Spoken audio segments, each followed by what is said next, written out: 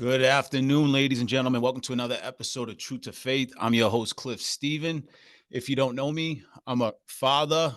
I'm a faithful Christian. I was born in South Boston, Massachusetts, in the Old Colony Projects. Before we get to our great guest, he was on last time. He always brings the fire. Everybody loved it.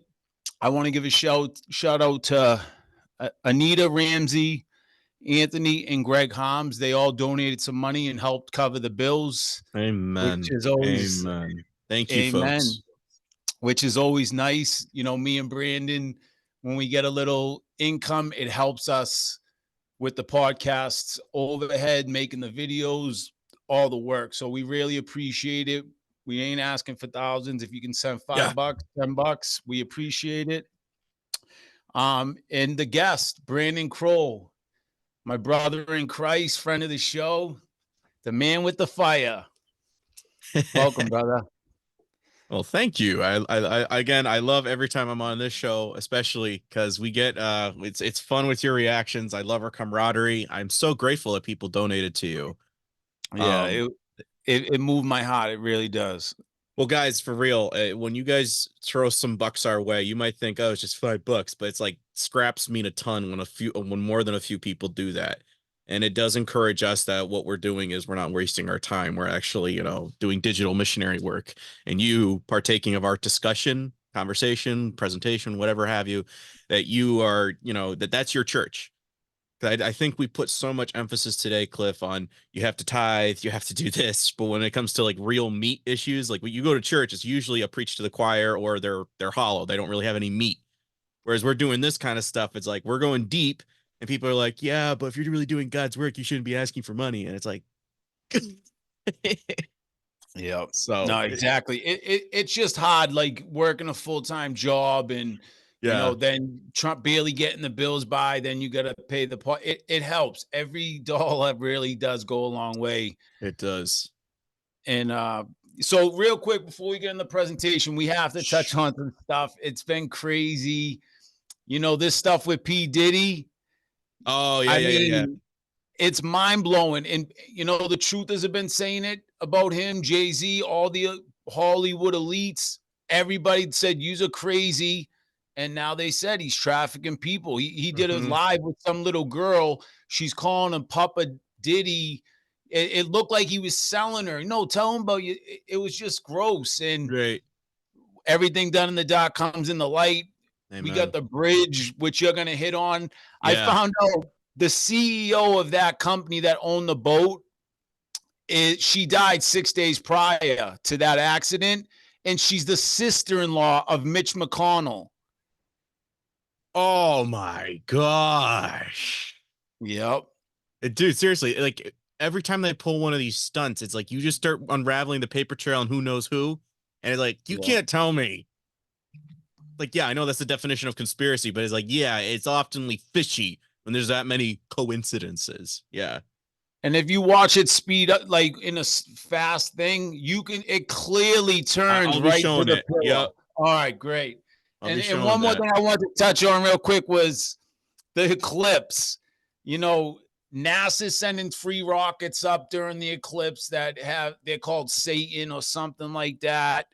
The CERN is activating Yeah. the collider that day, and it's like it's mind-blowing. And I just watched a video with this girl and I loved her energy, and she felt it, and she's like, listen, like she's screaming, she's like, we know, like, over time, a few people were saying Jesus coming soon, but everybody's saying it all over the world. Children are prophesying. Please open. I just felt her. Like, I know that Mm, frustration, and you just want to shake someone. Open your eyes. Pay attention. And I couldn't agree more. Everybody feels it. Like, yes. it's coming. He's coming. Oh yeah, we're gonna be getting on that today. This one's like the fall of Babylon, or Babylon falls in an hour, if you want to use that as the title. Because by the time I'm done with this, you're gonna go, oh my gosh, 9/11 was coronation day. Yes, sir, it was. And I'm going again, you kind of already see who it is, but a lot of people they're still commenting, and I'm like, no, invest in the podcast that I did with Cliff, or the other one that I did. I'm doing a bit of a tour with that presentation. And I'm like, guys, you spent decades wasting your time with a political news host, with watching Netflix, but you can't invest for almost like a 3 hour thing, 2 hour 50 to see the truth and to stop asking me these questions. Like, if you watched our show, I guarantee you by the end, you're going to go like Cliff did and say, oh my gosh, I get it. I see it. I'm not, yeah, even if you're slightly awake, it will clear it up. And it'll just think of it as a bulldozer. You're clearing the land, the field for farming. Whereas Christians, that's what we're supposed to do. That's what faith is, living word. You are supposed to be alive, and you're supposed to be tilling the soil. So why? So the roots can be planted. The parable of the sower. That's what we're doing with our lives. So people want to be, oh, I want to go to the fertile soil. I want to go over there. I don't want to be a wheat among the tares, you know? And when you hear Brandon's presentation, if your first thought is to go, yeah, but you might want to take a look in the mirror and ask yourself, why do I feel this way? Because Yes. I hear people start screaming, and I'm like, do you even know what you're screaming about? No, I'm angry. It's like, yeah, okay, about what? We're just trying to have a conversation. That Right. is programming. You are programmed. You are in the matrix. You fight for the system because you're so dependent on it. And I'm not judging. I was there too, but I'm just saying, Yes. listen to his presentation. Think about it. Look it up. Double check him. Check his information. That's always the best thing to do is, sorry about that. Absolutely. Check it yourself because you could hear it from somebody else's mouth and it might not click. But if you just do a little research, a little fact checked a few things, you'll see that Brandon's right on.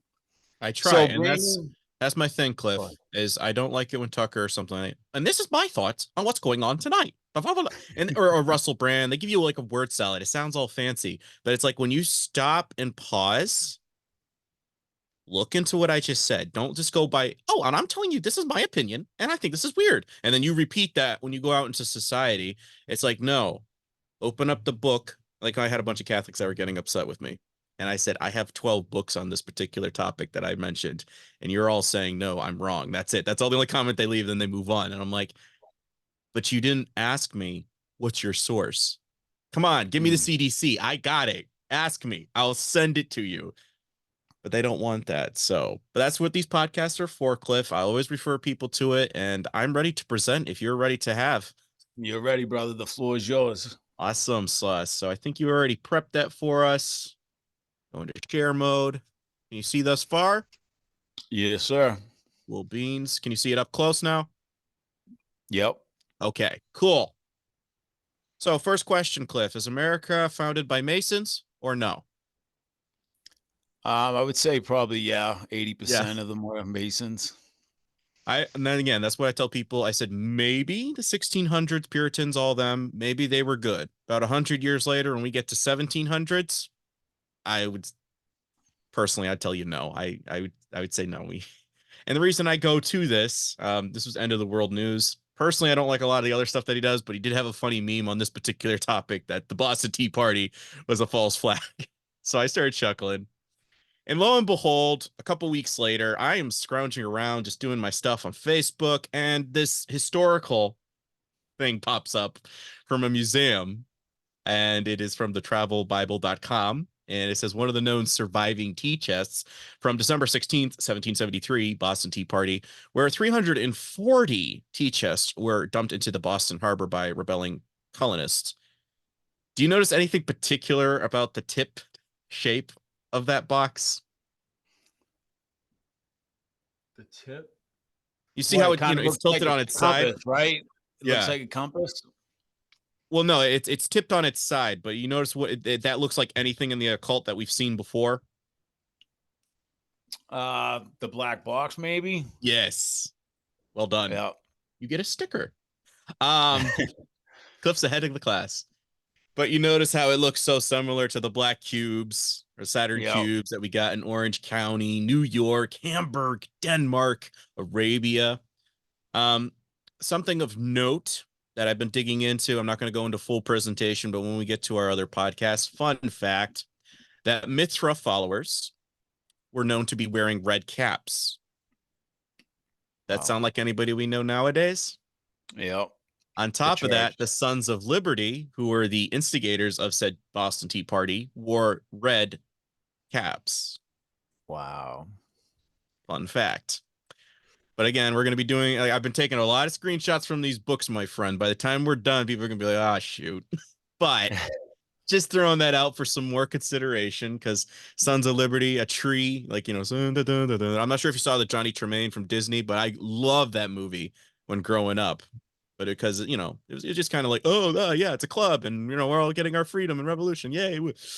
But the Black Cube, I'm not giving a full presentation today, connects to the legacy lore that in Abraham was given a black star or meteorite from heaven, allegedly by God, and they put it in this little black box in Arabia. And so it's kind of sacred because, you know, and I laugh because, you know, Antichrist unites all the world religions into one, right? And we see these black boxes and cubes all over the place. You go to the Grand Lodge of Masonry in Israel in 1953, their logo is that crescent moon, a cross, and the Star of David.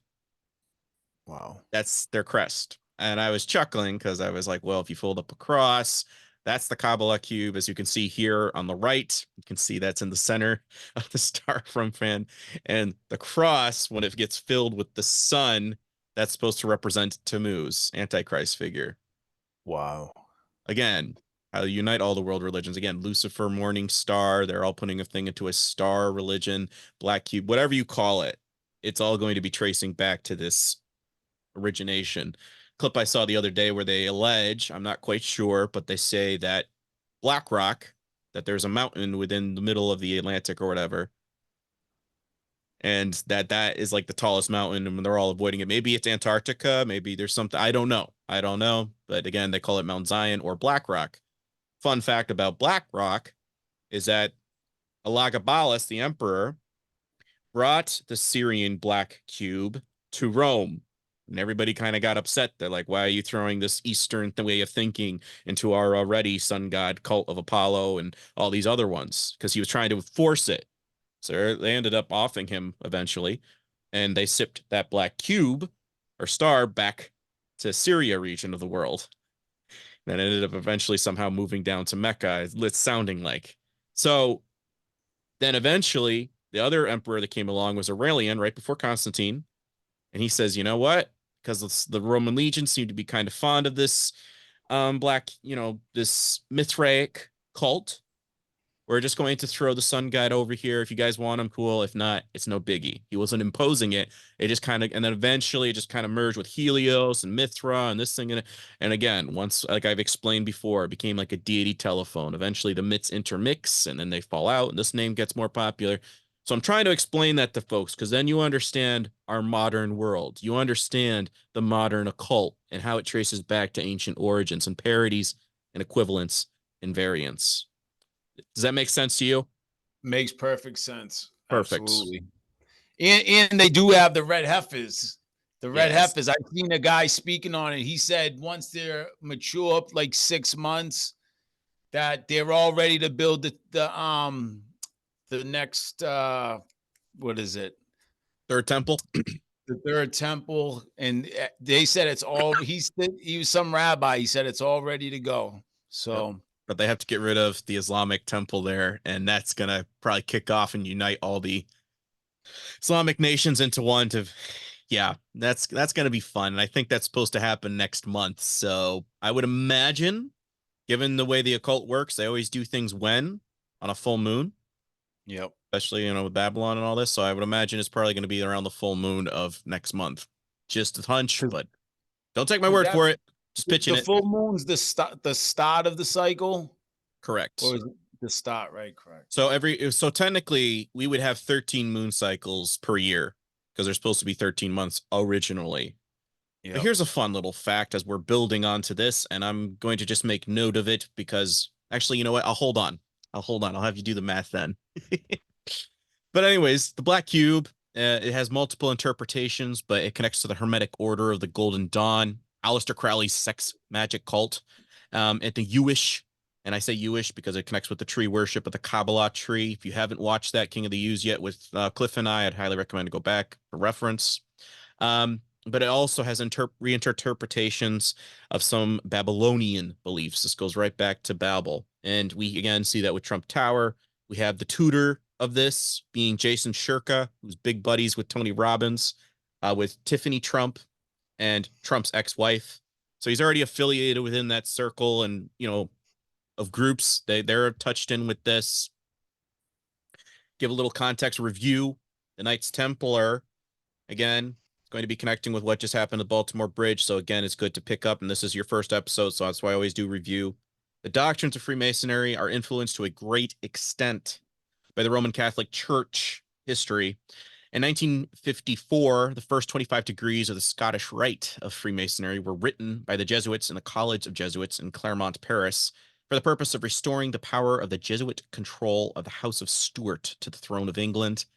These are a series of degrees, the Masonic York Rite hierarchy known as the Order of Knights Templar. The Knights Templar was an organization founded in 1118 AD.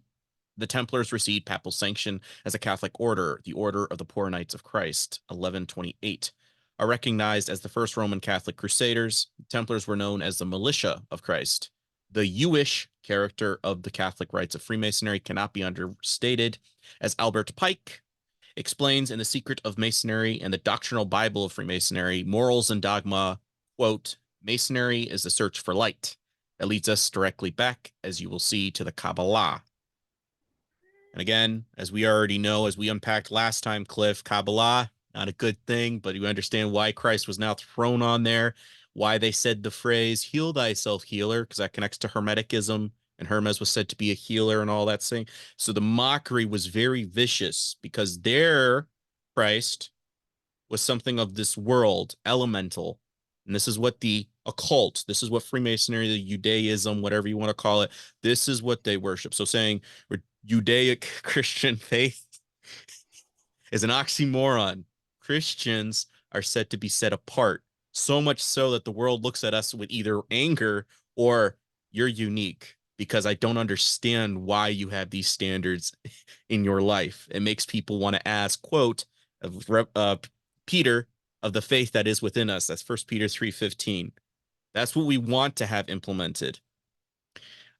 Just to give another additional review, take, for example, the celebrated rabbi known throughout the U.S. religious world as the Gaon of Vilna.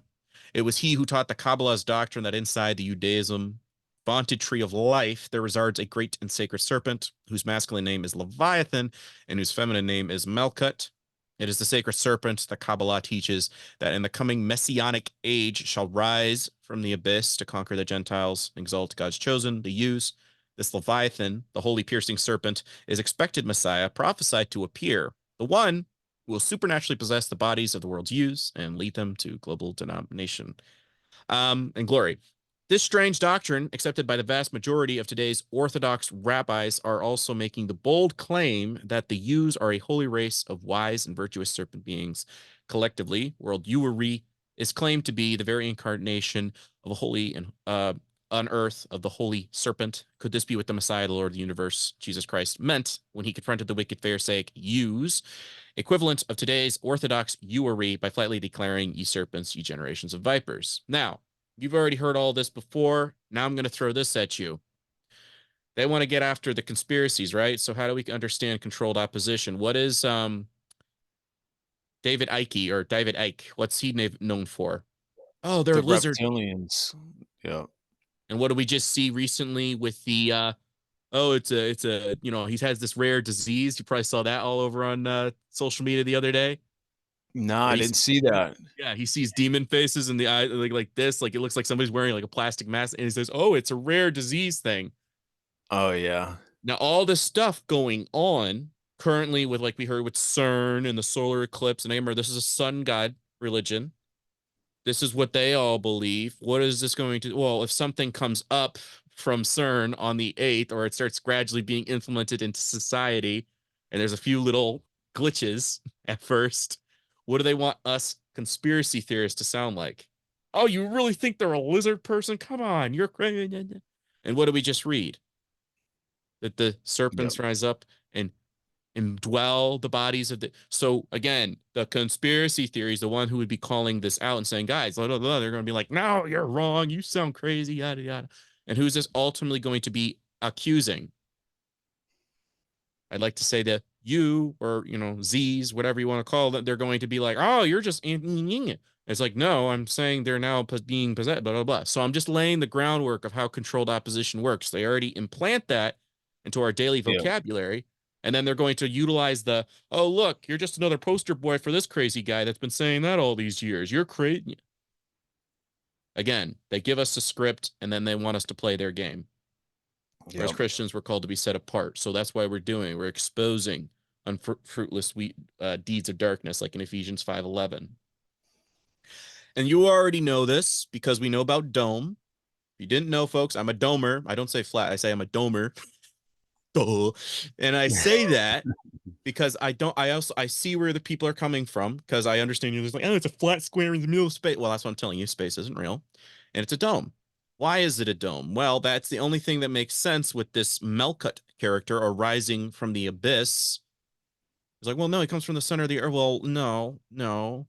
Because you're basically saying, if you're going by the other translation, heliocentricism, and Helios connects to Nimrod's son Tammuz, it's pagan, and it has the 666 connected with it when you break down all the numerology numbers, or how far the sun is and all this and stuff like that. When you start breaking this down, it rises from the abyss. What does God say? The earth is a footstool. In Job, it says it is flat, like a stamp, four corners of the earth. So you're telling me he's going to cut a ball up in four? No. But if you cut it up the way it's supposed to, you start getting it like a cake. And again, Yeah. ah, beautiful. Yes, sir. That's what I'm talking about. Yes, And again, yes. where do you think they get the idea for a little crystal ball? Yeah, and you're seeing into it. Again, God looks down, not from Amen. far away, not from, he looks down. Why? Because he sees us all the time. And that's what they're trying to make us forget about. But anyways, the Kabbalah doctrine is the holy serpent that resides within the tree of life. The serpent is the guide for each you collectively. It leads to Jewish nation from the abyss upward into godhood inside the circles and the names of the Kabbalistic deities. Yous often pray to and have mental holy sex with as the Judaic gods and goddesses. And again, Sheol. It's another equivalent for hell, Hades. And a thing I was noticing, Cliff, you know how they're always giving a haha emojis, or they put up the haha gifs when we're over here talking about it's flat or dome or whatever. Yeah. Here's the irony. So let's say world all burns, because that's what it says in Revelation, right? It goes, so you guys are now up here. You're being judged, but you're not going to stay up here. Now that you've acknowledged that it actually does exist, you're not staying. That's kind of sad, isn't it? You finally get into the hotel lobby and they're saying there's no room for you. What No do you mean? vacancy. No room at the inn? Yeah, no reservation at the inn, just like with Christ. But now there's no reservation for you in celestial heaven because you were doubting, laughing, haha, emojiing, whatever you want to call it. And you're now going to go with those that you chose. You chose your side, and this is what's going to happen. I would imagine if everything's been burned up, it's going to be a crumbling pile of ashes. Let's say he just opens up the abyss and everybody gets thrown in. You now get to go down to Sheol because you doubted the celestial aspect. That's very scary and sad and tragic. But if we're Christian, we don't have to worry about that because our names are written down in the Lamb's Book of Life. But if you're not, folks, just think about it. Clouds will roll back like a scroll. They're probably going to be open for a time. And then after that, the door are going to close just like the ark. You can't go back up. And I can't even say how much, like, the thought of that, like what you just described, you're thrown in hell. And that love of God that he's been trying so hard to lead you to, you ain't going to have it. And I'm telling you, I mean, it gives me the shivers, but not good ones. Like, I Yeah. know what that feeling's like, to be all alone and hell's raining on you, and you just can't find that connection to God. I Yeah. was there. I was in active addiction, and that's how I felt. I felt in hell, and I could not connect to that love that I wanted it so bad. And finally, when I got it, I'll never let that go again, man, because that is all the money in the world I wouldn't take to lose that connection. I'll live in the streets as long as I have that connection, because with that Yes. connection, all things are possible and you're never alone. You're You loved have a by the purpose. creator. Yes. And that's the scariest part is you're saying, you're God, the fish is God, the water is God. I had some guy telling me this on an interview, and I was like, And you're saying you have to deny your ego in order to get ascend as a master. And I'm like, God, dude, no. You have to deny yourself and take up a cross. That's what that's all about. The other one, you're saying you can ascend like the God Most High, like Satan did. And I don't want to be part of that gang. No thanks. Uh-uh. So yes, George Washington was in the club, folks, if you didn't know, and I find it ironic that he's the father of the nation and he was celibate, or he wasn't able to have kids. Yeah. And his daughter or granddaughter, adopted one that he had, ended up being his granddaughter or whatever, ended up being Robert E. Lee's wife. Wow. Right? So there's a little fun fact for everybody. And again, you don't believe me? Well, that's actually his tombstone or whatever. It's the Freemason first president. They have that there. They have a nice little shrine built towards him. Again, what's it called? Washington Monument. Who is that built by? Oh, they're just being generous. No, that was a shrine to their little boy. And again, what is it means Baal shaft. That's what those little monoliths you see at the Vatican and you see in London and you see in, so guys, it's all mockery to God. And what is that? Like I told you, it's basically Nimrod's phallus saying, we don't need you because we already created our own Messiah. We already have our own God. Get away. It's middle Yep. finger to God, essentially.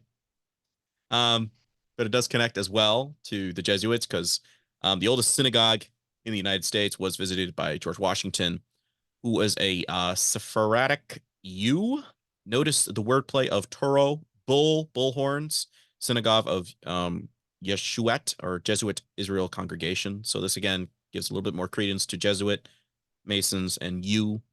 And again, I was laughing because when what's his face, Elon Musk went to Texas and he was doing this with Governor Abbott. Everybody's like, "Oh, Yep. that's just the Texas thing for the bullhorn," and I'm over here like, "Yeah." And if you understand anything, like Gary's giving me a little bit of fill-in stuff of what was done all before, but what I'm seeing with Nimrod's family, they saw themselves as avatars of the fallen Nephilim, some way, shape, or form, and slaying the bull of heaven. They thus somehow acquired all of this celestial, like we can be indwelled with these beings, and we're dictating what they do. And what is God? He's in charge of the angels. So now who's in charge of the fallen angels? Again, that's what their religion is believing, because you had the alchemy knowledge to basically hold them on a leash. That's kind of how I'm equating this kind of thing. Again, do I have 100% proof? No, but we can kind of see it illustrated for us and how Hollywood thinks with the rhetoric that they say, with the symbolism that they show us. You know what I'm saying? And it's very clear. Yes. That they somehow Absolutely. they believe it. I don't know. We don't need that. But again, America was originally known as the land of the feathered serpent, according to the Aztecs, similar to what would be the what was the bird I said before? The phoenix rising from the ashes, and the ashes for Lent, Tammuz on the head. Hermeticism, feathered serpent. We have the feathers on the Caduceus staff. Caduceus was known as the herald's wand. Why? Because Tammuz was said to be the intermediator between the gods. So think of Titans as fallen Anunnaki or the Watchers.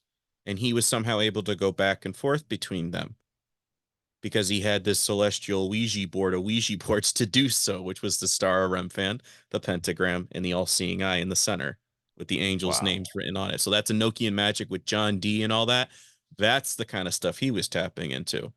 And what is God always constantly saying to Israel?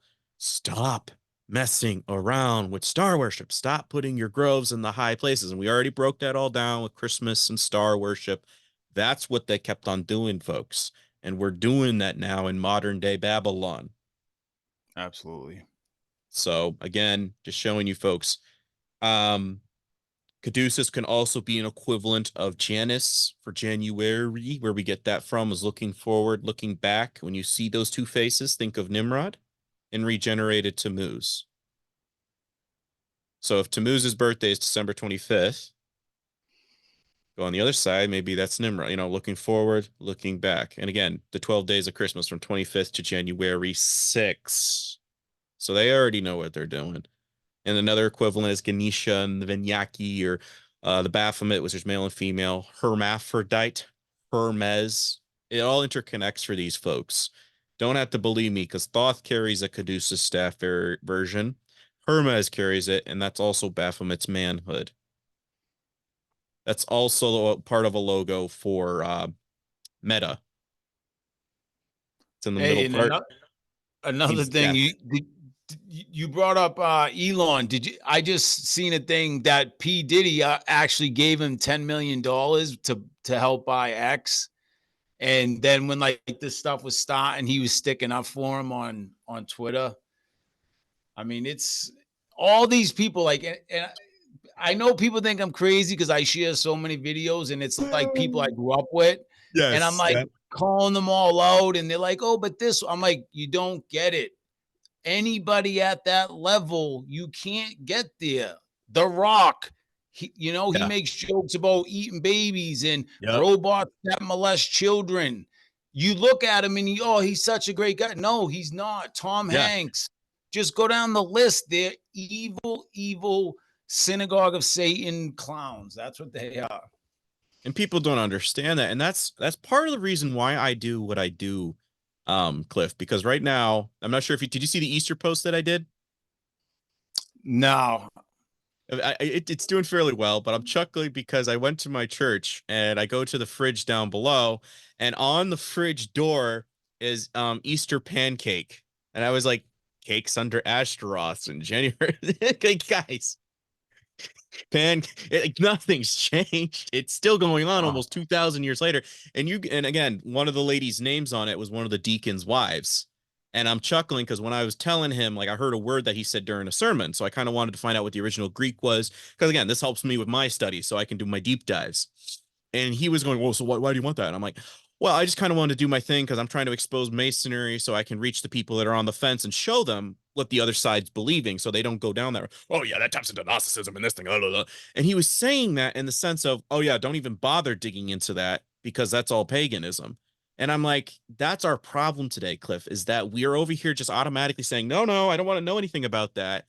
And yet we do the traditions that they do. We still put up the wreaths and Christmas trees. We still bake cakes unto Ashtaroth. And you're saying, oh, they're just bad. So we judge, but we don't know how to discern. amen. And that, don't remember, discern. I laugh at the irony. Um, but we that's the thing is like, oh, you're not supposed to judge as a Christian. We're supposed to judge false teachers. Anybody who teaches a different gospel from you go after him. It says in Galatians, I believe. And we're supposed to have discernment. And as I don't know if I've done this one with you yet, but I did the presentation with the sacred seed and explaining why the temple veil was ripped in two and all this stuff.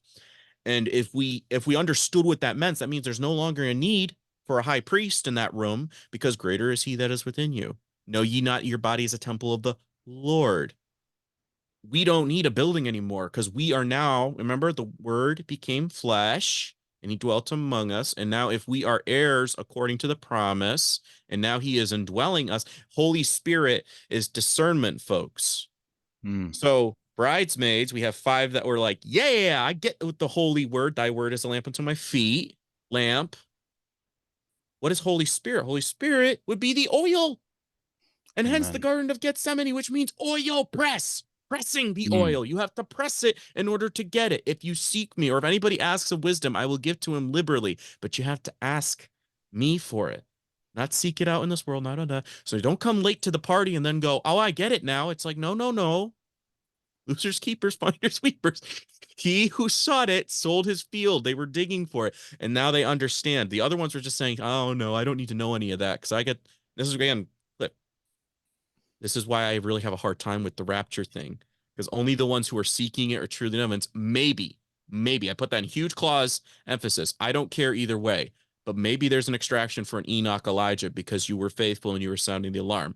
If not, I'm still okay with losing my head. Are you? I'm not saying rhetorically, because a lot of people, they're like, I get a rapture extraction, so I don't need to worry about any of the evil in the world. And no, we're soldiers of Hmm. Christ, which means we have to stand up and fight, put on the armor of God, and understand what we're going at war against. And we don't know, and instead we partake. That Preach. is a problem I have in the church. And to segue back into what we got going on here. Wait, real quick. Let me just say something. And No, you go for nailed it. it. Go for it. I had a guy on. he basically breaks down the Bible. That's all his podcast on. But he came on. We had a great conversation, and then I went on his, and we talked. And at the end, I bring up flat Earth, and I was just simply saying, like you were just saying, you need to know the devil's tricks. Like you have to be aware so you don't, like you said, fall into it yourself. And he didn't play it because I brought that up. And I'm not angry with him. I love him, but it's like, what are you so afraid of? Right. Why not just look at it and realize the lie? Because I think it's one of the biggest lies, man. And again, folks, why do we automatically just buy whatever they throw at us? Yep. That's my biggest thing is, again, I've never been one way or the other. That's why I've always been open to, like, okay, is it or not? I don't know. I've never been up there. I don't. And I think actually, even when I was like 11 or something, Cliff, I thought to myself as I'm reading this Bible, so if Revelation is going down and we have astronauts that are still in space, like how are they going to, like, or do they partake in the tribulation, or do they just kind of get to observe it from up there? And I'm like, it wasn't making sense to me.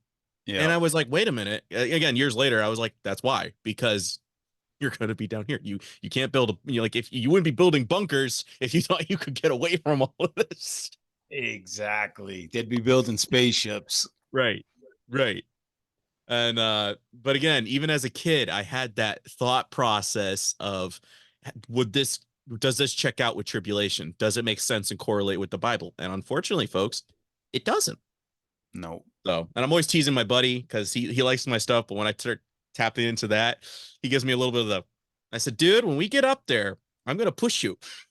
Yeah. Not all the way, but I'm gonna say, you see, it's beautiful, isn't it? And start running on it and tapping my feet, because I think we can do that as Christians. It's just like, I don't judge you, like you said, I love you, but at the same time, why would I be this crazy unless I've dug into it and examined it myself? And a lot of people just want to buy the accepted narrative, just like with 2020. So, Well, but imagine there is a rapture and everyone gets up there and they could see down. They're gonna go, oh, they're not crazy. it's like, I told you. Yeah. See. And again, people think that we're trying to do this because we, as one person, he is a peer around my age in college, and he said I'm an Alex Jones with a mental superiority complex. I'm like, dude, why? You know me. If anything, I'm a goofball. Why all of a sudden am I standing up for something in 2020 where it's like, but they judge and they don't bother to ask. And this is exactly like, if we did dig into our Bible stories, we would understand that Egyptian equivalent of the god Janus, looking forward, looking back, would be Apis, or the Apis bull, and Osiris. Now, what was the Apis bull? The Apis bull was always associated with the king of Egypt, and among its meanings represented strength, vitality, and a reigning monarch. So when Moses is going up there and he's getting the commandments from God, because I'm going to be ruling over my people, and they're over here building a baby calf, what I just tell you, this is an equivalent of Nimrod and Tammuz. They're building a baby calf, which means Tammuz. And God's like, really? I get you out? And one of the first, it's like Prime being on parole. I bring you out and you go right back to shooting things up your arm or whatever the things that got you in there in the first place. You want to Absolutely. have that as this is the thing that was keeping you in bondage. This was the system mentality of the people that were holding you and restraining you. And this is what you want to go back to?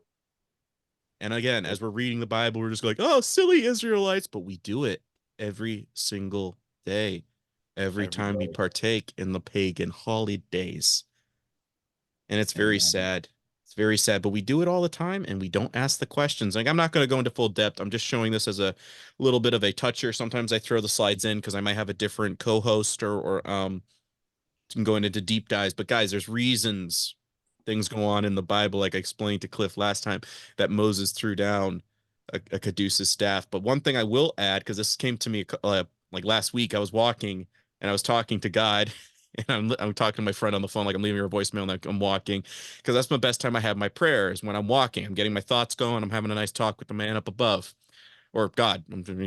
um, but I'm having this great revelation to me, Cliff, where I'm like, every time we watch the Bible story, what do we get? We get the Charleston Heston or anybody, oh, let my people go, oh, wise Pharaoh. And it's like, okay, hold up.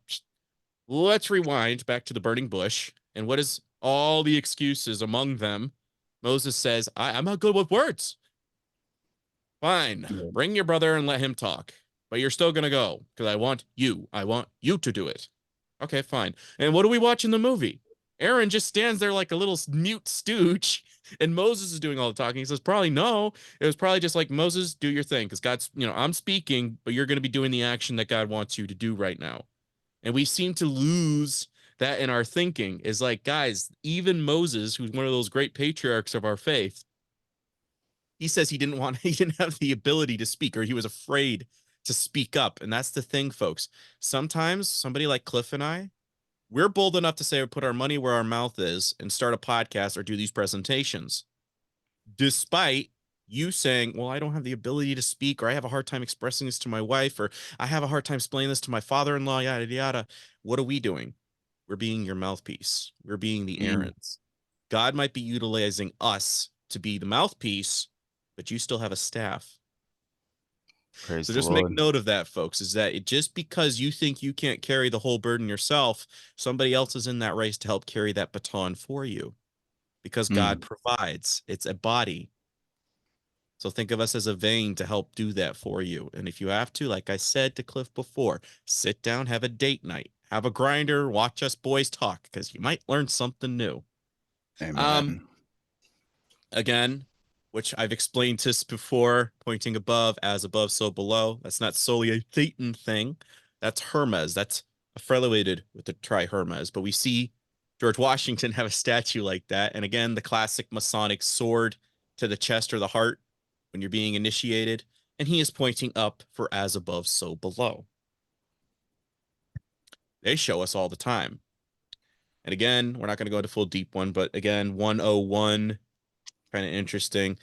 Again, when I do in the 101 for Krollology 101, I'm doing it as in like it's an intro class because, excuse me, that's the way I see it. You're coming into a class, you're learning something, you're digging in deep.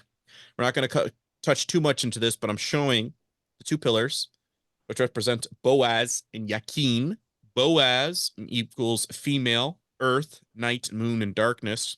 And then Yakin is creator, male, heaven, day, sunlight. When you put those two together for the Masonic compass, that is Boinkin. Yeah, that's the unholy union coming together. And what do they create at the end of that? Their savior, their Messiah, Tammuz, incest, Nimrod doing his own mummy. So again, the phrase mother probably comes from this, I would imagine. And you see it over here with a Kabbalah page that I took it off of Instagram, but it shows the Hermetic tree of life. It shows the triangle on top of, a cross on top of this triangle. Triangles. Let's tap onto this one right now. So triangles equals 3, which was trihermes. I have the 3 philosophies of theirs, blah, blah, blah, so I understand how everything works and operates. So let's do a little math, very basic, 365 days out of the year. We know this is a lie because they lie to us about everything. But 3 and 6, 3 plus 6, what do we get? 9. Okay, 6 plus 5? 11. 9, 11. 9, 11. So 3 equals Tammuz, triangle. 6 would equal the Star of Remphan, which is the Star of David for Seal of Solomon, for those who are not, up to date. And 5 equals pentagram, 3, 6, 5. That's the unholy trinity from Babel, folks. They really do put it in everything, don't they? And Cliff, do you remember who instituted that in the Christian Europe? You remember who instituted it? What church was it? Catholic church. Oh yeah, it was that. Yes, I was thinking the same thing. Yeah, guys, the ones that higher up, they know what they're doing, and they're getting all of the Christian community to just gradually buy the lie. And what does Paul say? Examine if you be in the faith. And a lot of Catholics, I'll bring up this. So this is a way to start thinking about it, is that I've asked, you stand by the atrocities of the St. Bartholomew's Days massacre, which was 5,000 to 25,000 people that were slaughtered for Huguenots and Protestants. Stories ranging from they grabbed babies and smashed their heads against brick walls because they were of Protestant families. This was endorsed by the Pope, who went to the cathedral afterwards and did a little prayer thanking for knocking him out. You stand by the 400 years of the Spanish Inquisition that helped Spain come to a monarch power from 1400s to 1830 something.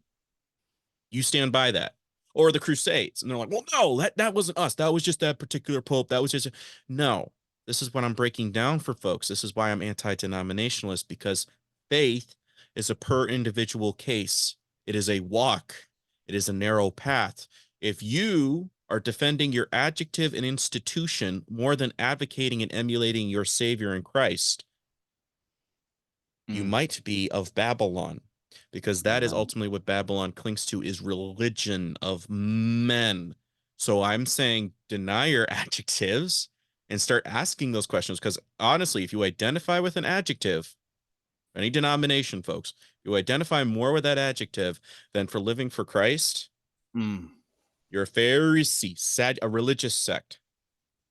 You're not of Christ, because a Christian says, I am for Christ. I stand with Christ. I walk with Christ. I try to emulate it the best I can. I'm flawed. And let me explain to you why I implement these things and why I abstain from others. That's Christian. So that's why I And don't I throw always, any. when people ask me like what denomination, I'm like, I'm just Christian. Like, that's it. I believe in Jesus, Yeshua. That's it. And I, again, celestial ambassador, that's the best I'm doing, because that's what I'm required to do, as he said, Again, just showing a little bit of the two pillars aspect. We're building up to the towers. I'm just showing that the Hermetic Tree of Life. Again, this is from a Kabbalistic Masonic page on Instagram. Because I post all this stuff, they start throwing these filters like, oh, other pages you might like. So I take screenshots and then I share them in the presentation, so that you guys are going, I'm going right to the source. I am showing you what they believe. Tree of Life, between two pillars, King Solomon's temple and two pillars. So I'm building some context. And we already talked about the eagle before. Carries the souls to their final destination. Just like Hermes, which, what destination was that before? Hades or hell.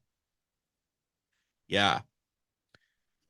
Listen again, another review of the Keter. Like we said before, equals crown, corona, spiked virus, spiked crown on Christ's head. They have reason for why they do what they do. They believe in their Malkut. So, showing this visual, but we're going to be doing a little bit more of a breakdown as we continue. But that's the unholy trinity from Babel. You remember that? Yep. Semiramis sits under the sun. Sun represents the original Ra before Tammuz took over in the reincarnated form of Horus. And you'll look that up in Egyptian mythology. Eventually, Horus took over Ra, or it came out Ra, Hermarathas, whatever, Hermarathayi, whatever. I don't care. They're pagan, but you can look up the mythology and you'll see a consistent story being laid out for us. Nimrod pointing up to the queen of the heavens, the stars, and the moon. And somebody was trying to give me the beautiful excuse, because she was Catholic, saying, well, you're saying that, the Virgin Mary, that she's always with the moon and stuff like that. And so she's often standing in the Catholic Church. I said, so? And she's, well, this one's usually sitting. And I'm like, sitting, standing. If I flip you the bird in my car, or I flip you the bird while I'm walking, is it still flipping the bird? Yeah. Like, Exactly. standing up, sitting down, like, it doesn't matter. It's still the symbolism there. Yep. But you see how the little cognitive dissonance is like, I don't want to buy it. Why? Because you don't understand. And that's what I'm trying to do, is breach that and saying, now I'm showing you what that means. And we have the all-seeing eye resting over this kid who's pointing up, just like the the Statue of Liberty pointing up, or as above, so below. I'm going to break into that more a little bit later. But again, the merging of those two elements together, and we get the all-seeing eye, the product in the middle, Tammuz. And that's what both the Roman Catholicism and Islam, they revere the god and the sun god and the moon goddess. Many images of the Virgin Catholic Mary show her standing off a crescent moon. And there are many sun worship images through the Catholic Church, including St. Peter's Basilica at the Vatican. The Eucharist wafer represents the sun god, which is placed on the crescent moon, or the moonstrance, and representing the sexual union and rebirth of their son Tammuz. Islamic mosques have the crescent moon representing the moon god and the star of the sun god. Many times you'll see this picture with the sun cradled and the Islamic moon symbol. symbolizing their sexual union. Now, and they said a star for their sun god. Remember, star. What do we have on top of our Christmas trees? Stars. And we're going to deep. Remember, make a note of that. Make a note of star, like I just stated, and rebirth, because that's going to be connecting into what just happened recently. Again, folks, that's Nimrod's phallus that you're decorating. It's the testicles, the balls, the sperm, and the wreath represents a hoo-ha of Nimrod doing his own mommy. And the red on there represents the blood coming from that. Another little bonus, did you know when your sins are as your good deeds are as filthy rags? Did you know what filthy rags is referring to in that verse? I hope Menstruation not. rags. Oh, So think about that. Yeah, right? That did make you, yeah, but when you look at that, then you're like, oh. But again, that is the power of the symbolism that when Christ, God is having this being written down by holy men of God, by through the Holy Spirit. This is literally, do you see what I'm talking about? The occult loves their death, rebirth, fertility, all this stuff, and regeneration, reincarnation. Whereas Christ is saying, that's what your good deeds are like in my presence, unless you accept my son, who's going to stand as your advocating lawyer before me. That's what you are to me. That's how far you have fallen. So be grateful that you got in through my son. praise the Lord. Yeah, right. So in addition, and again, this is from a Masonic page over in Ohio, the pillars seen representing the three pillars of the tree of life and the Jewish mystical symbol for the creation of the universe. The names of the three pillars of the tree of life were often seen as strength and wisdom, with the third pillar being harmony, being between them. Thus, when a candidate passed through them, he in essence becomes harmony and entertains a life in which the spiritual dominates the physical. This is Masonic stuff. Second Chronicles 17 states, behold, and he raised up the pillars before the temple, one on the right hand and the other on the left, and called that on the right Yakin, and upon that on the left Boaz.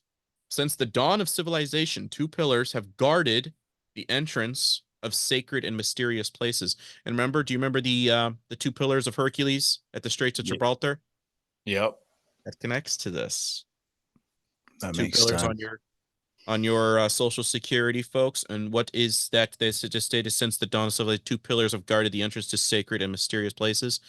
Now, what was that? There was two pillars that we're talking about with the Twin Towers, and the third. We always forget the third building, but we're going to be tapping into that. I'm just building up a little context here with their own texts. When the two pillars find equilibrium, it is said to generate a third pillar, one in which in the middle, which esoteric refers to hidden, represents man or mankind. So the third building that fell. It will also signify the union of Shuhumna and the Kundalini. This sacred marriage will create and radiate throughout the human body, filling it with divine light. Masonry is a search for light, as you will see, leads us to the Kabbalah. It is then that humanity will become the third column, wisdom. Thought, Thoth, that's what that connects to. Corona, your highest achievement. You have achieved this on your own. You know how to obtain this enlightenment. In Kabbalistic teachings, the pillars represent the Sephiroth and the tree of life and symbolize mercy and severity. When interpreted Kabbalistically, the name of the two pillars mean, in strength shall my house be established. In the splendor of mental and spiritual illumination, the high priest stood between the two pillars as a mute witness to the perfect virtue of equilibrium, the hypothetical point equistant from all extremes. Thus, he personified the divine nature of man, the mysterious Pythagorean monad in the presence of the duad.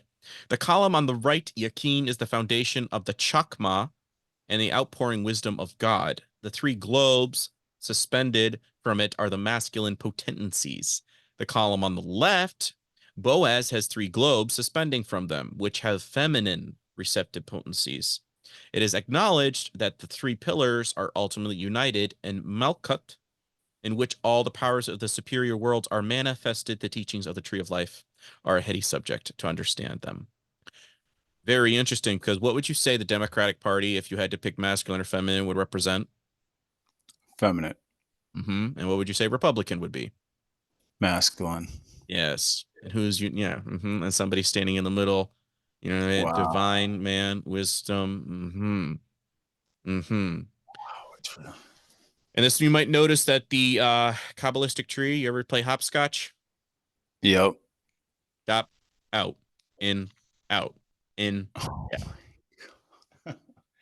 Yeah. Bro, yo, you see everything, bro. I love it. Guys, Wow.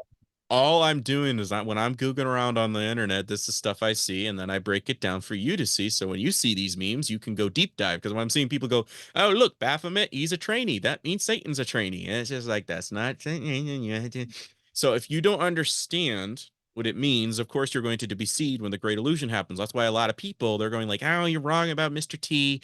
He's one of the greatest things ever," and yet I'm like, but you don't understand the occult, but you're going to tell me I don't understand because you're going off the reference of what you know only theology wise. I'm tapping into their other side of saying this is what their text comparably alongside our Bible says. This is what they believe. This is what we believe. I'm showing you what their end game and goal and vision is. And you're over here going, no, you're wrong. Well, if you watch the podcast, you'll learn a lot more than my 10 slides on Instagram because it's a lot to unpack. But here we Wow. go. Like we talked about before, you're going to see something here. But by at least the 6th century BC, Hermes portrayed as having a staff, aka caduceus, known as the caduceus. This was a symbol of peace. What does the Antichrist bring? They'll be crying for Peace. peace and peace. Oh, here's a little bonus one since we're flat earth and everything. What is one of the phrases that Nixon says? Peace and tranquility in our time. What was the name of the ship? Apollo. Yep. Apollo is an equivalent of Apollyon. Coming up from the abyss. When is that verse mentioned in Revelation? 9/11. Wow. You want to know what the twin sister to Apollo was? Artemis. Wasn't that the second ship we sent up? Yep. Yes. You know what she was the goddess of, Cliff? The goddess of sudden death. Died suddenly? Wow. Anyways, this is a symbol of peace and was meant to demonstrate that the herald Hermes, who was an inviolable deity, originally the caduceus was a rod or simply an olive branch. Again, what does the eagle hold in one of its? These were entwined with garlands, equivalent of crowns, or ribbons. Later, these became the serpents and the iconography of Hermes. The caduceus was shown as a winged and entwined with 2 snakes. This was to symbolize the speed and the herald of the Olympians, or Anunnaki. The snake was highly symbolic in the ancient world and may indicate the divinity of Hermes. Over time, the staff began to represent all trades and professions associated with the gods Mercury and Hermes. It was to symbolize that Mercury in late antiquity. Hermes was believed to have invented coinage, so his staff is often symbolized commerce. Considered a great orator, Hermes and his caduceus became the symbols of orators. Now, interesting, they just said that Nimrod's son, which again, that's an equivalent of Hermes, was the originator of coinage. And we see throughout all of the Bible is that, can you give up your coins, rich man? Because you've already obeyed everything else, but can you give up your coins? No. All right. It's easier for a camel to go through the eye of a needle. So this is what we're referring to, coins. Again, well, what's more important in our taxes or render unto Caesar the things that are Caesar's and unto God the things that are God's. You're in man's world right now. So folks, when you're donating, we only see money as a temporary means. We're not taking it with us, but it's a temporary thing. We need to exist. So render unto your government what is required of you, but don't forget your spiritual priority, first and foremost to God. Amen. Yeah, that checks out. Right. So he's constantly saying it's a thing that's here, but it's not a necessity. Coinage. Now, what is it affiliated with? The caduceus here?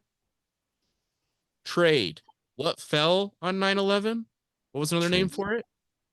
Trade Center. Hmm. Wow. Right? World Trade Center. World Trade Center. Right? And Wow, we speak the language of trees, the sea, and the stars. That's like the main 3 that we speak. Law of the sea. So here's some common words and phrases we affiliate with involving ships, water, and the sea. Drowning in debt, cash flow, loan sharks, liquid assets, staying afloat, currency, head above water, legal tender. Tender used to refer to a smaller boat. Frozen bank account, like water. Subprime mortgage. My house is underwater. Breach of contract. Citizenship. Relationship. Warship. Hardship. Sponsorship. Scholarship. Championship. Censorship. Wow. I ship you not. But you see it. We speak it all the time, and we're just going blah, blah, blah, blah. World Trade Centaurs, two towers. What was that for? So that mankind can achieve harmony, peace, and Wow. tranquility in our time. With the two pillars, they can ascend and achieve that tree of life. Everybody has an access to that door if you accept the Masonic worldview. But we already have the predictive programming, with popularized largely and researched by the author Alan Watt, refers to a subtle form of psychological conditioning often found in books, which originally they gave out before movies, documentaries, mainstream news, television commercials, and particularly science fiction films. These mediums can often deliberately paint a picture of a dystopian future to prepare or program their audience to adjust and to before it actually happens.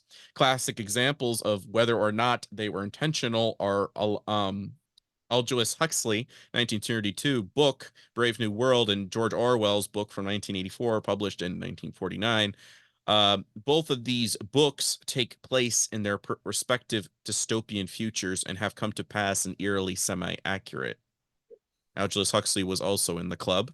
His brother was Julian Huxley, and he was one of the founders of uh eugenics and transhumanism.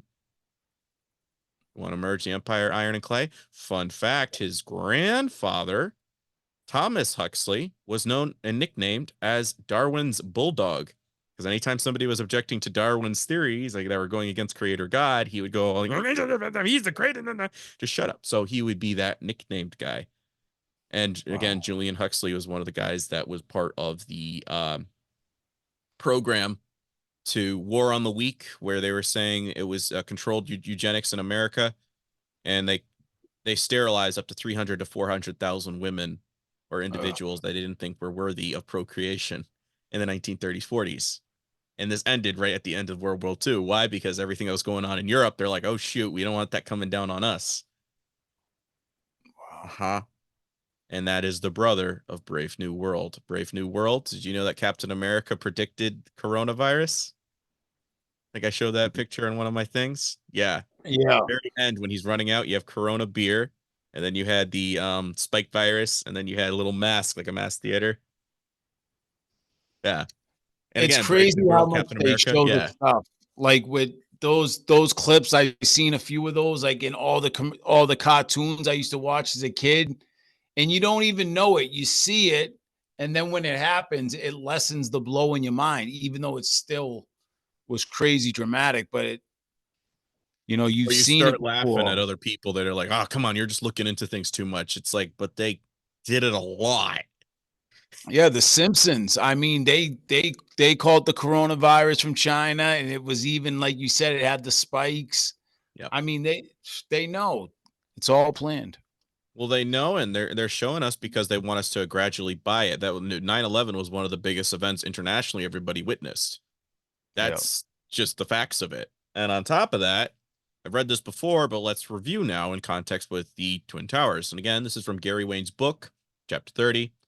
How then did Nimrod receive the secret sciences and the Enochian religion and the antediluvian world? How did Nimrod utilize the knowledge of the corrupted seven sciences and vile pantheistic religions from the antediluvian world? Hermes, or Tammuz, of course, discovered and translated the degenerate data from Enoch's hieroglyphics. This is evil Enoch from Cain, not the Enoch from oral traditions where we get the book of Enoch, which were etched into the Twin Towers.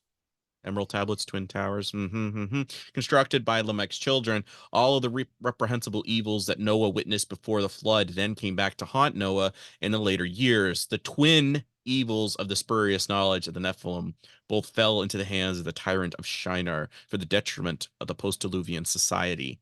The impact of the forbidden knowledge did not remain inert. Nimrod reactivated the corrupt knowledge with all of his heart, soul, and soul. This was the Genesis 10 recorded that anything that mankind could conceive was attainable, even though the people of Shinar did not possess the heavenly wisdom to apply this spurious knowledge for only the good of humankind. The seven spurious sciences are purportedly so powerful that anything is possible through their application. To this end, craft legends recorded Nimrod as a mason who loved the spurious sciences. Nimrod was captivated with aggression stemming from this newly found power and is celebrated as a great mason. Emerald tablets, two towers, and okay, well, what does that tap into? Freemasonry, if you guys want to know, has 33 degrees because they worship the fallen watchers or Anunnaki, call them whatever you want. Alchemy knowledge that Nimrod's son Tammuz or Hermes translated here. And the Mount Hermon coordinates is the 33-degree parallel. Also, allegedly, the Mount Zion, that's a completely black mountain or black rock comes from, is affiliated with the 33 degree. Mount Hermon in Hebrew, forbidden or cursed. Hermes derives his name from Mount Hermon, and emerald tablets were translated from the events that transpired here. Baal or Bel Hermon, world's tallest United Nations base, is atop, and it has the Star of Chaos in front. Oh wait, where is that? On Mount Hermon? Lebanon or Syria? I Oh, think it was Lebanon, Syria. Lebanon. Don't quote me. But if you look up Mount Hermon, it's still there, or by a variation of another name, but it's still up there. Wow. And again, folks, this is likely where Christ was declaring, upon this rock I will build my church. So when they're getting like, he said that to Peter, and that's when you no. He was saying it literally where it all started to the fallen watchers, because Hermon was known as a gateway or portal to hell. So it's almost like getting a megaphone saying, you guys hearing me? Where this all started, I am building it right here. These are my disciples. They're going to get the ball rolling. Crap. Yeah, crap indeed. Hey, and honestly, the way you describe it, like I love it because everyone looks at Jesus like, this hippie, but he really was, he was strong and tough and bold. People view him as this like weak character, I feel like, but he was so Yes. the opposite of that, We you know? feminized Christ, honestly, and that's because we feminized our culture. Um, Yeah. and that's the thing is like we were impulsive. I was just doing an interview the other day, and I said we're very impulsive and we react with our emotions, not with logic anymore. And a lot of that has to do because of the feminist movement. Men has become basically neutered, so therefore our faith has become neutered, and therefore we paint Jesus as he's a little pansy and he's always teaching just love, and he's like, no, every time he made a cameo he was challenging the system, he caused an issue, he caused a ruckus every single time, like 99 something percent of the time. And we're just over here going like, oh, Jesus was always nice and sweet, but it's like, no, he flipped tables too, because he had a righteous anger Amen. about him. And we need to Yes. do that as well. A lot of people are always complimenting me that he's like, oh, I wish I could be like, I'm like, just do it. I go after everybody, but again, I'm not judging them. But if they understood everything that I said, like when I was talking about the Catholics earlier, I said I'm against all denominations. Did you read the other comments that I added to this? You're just defending your institution and denomination. I'm going after the core origins of where it stems from. Nobody asked me that question. Nobody asked Mm, for the podcast. They just wanted to defend what they know because it's comfort exactly. food. That's what religion is. It's of men. They want the comfort. They don't want to dig. Because if you dig, you have a responsibility now to carry your Mm, cross. People don't want to do that. So I would have to ask you, are you of the faith? Because you haven't picked up your cross yet. If you have no idea what's going on in the world, or you're still buying the religion aspect or defending it, I hate to break it to you. and that fear, like worry, being afraid to stand up, all it is, I believe, is you're afraid what people are gonna think, and you Correct. just got to stop caring. There's only one.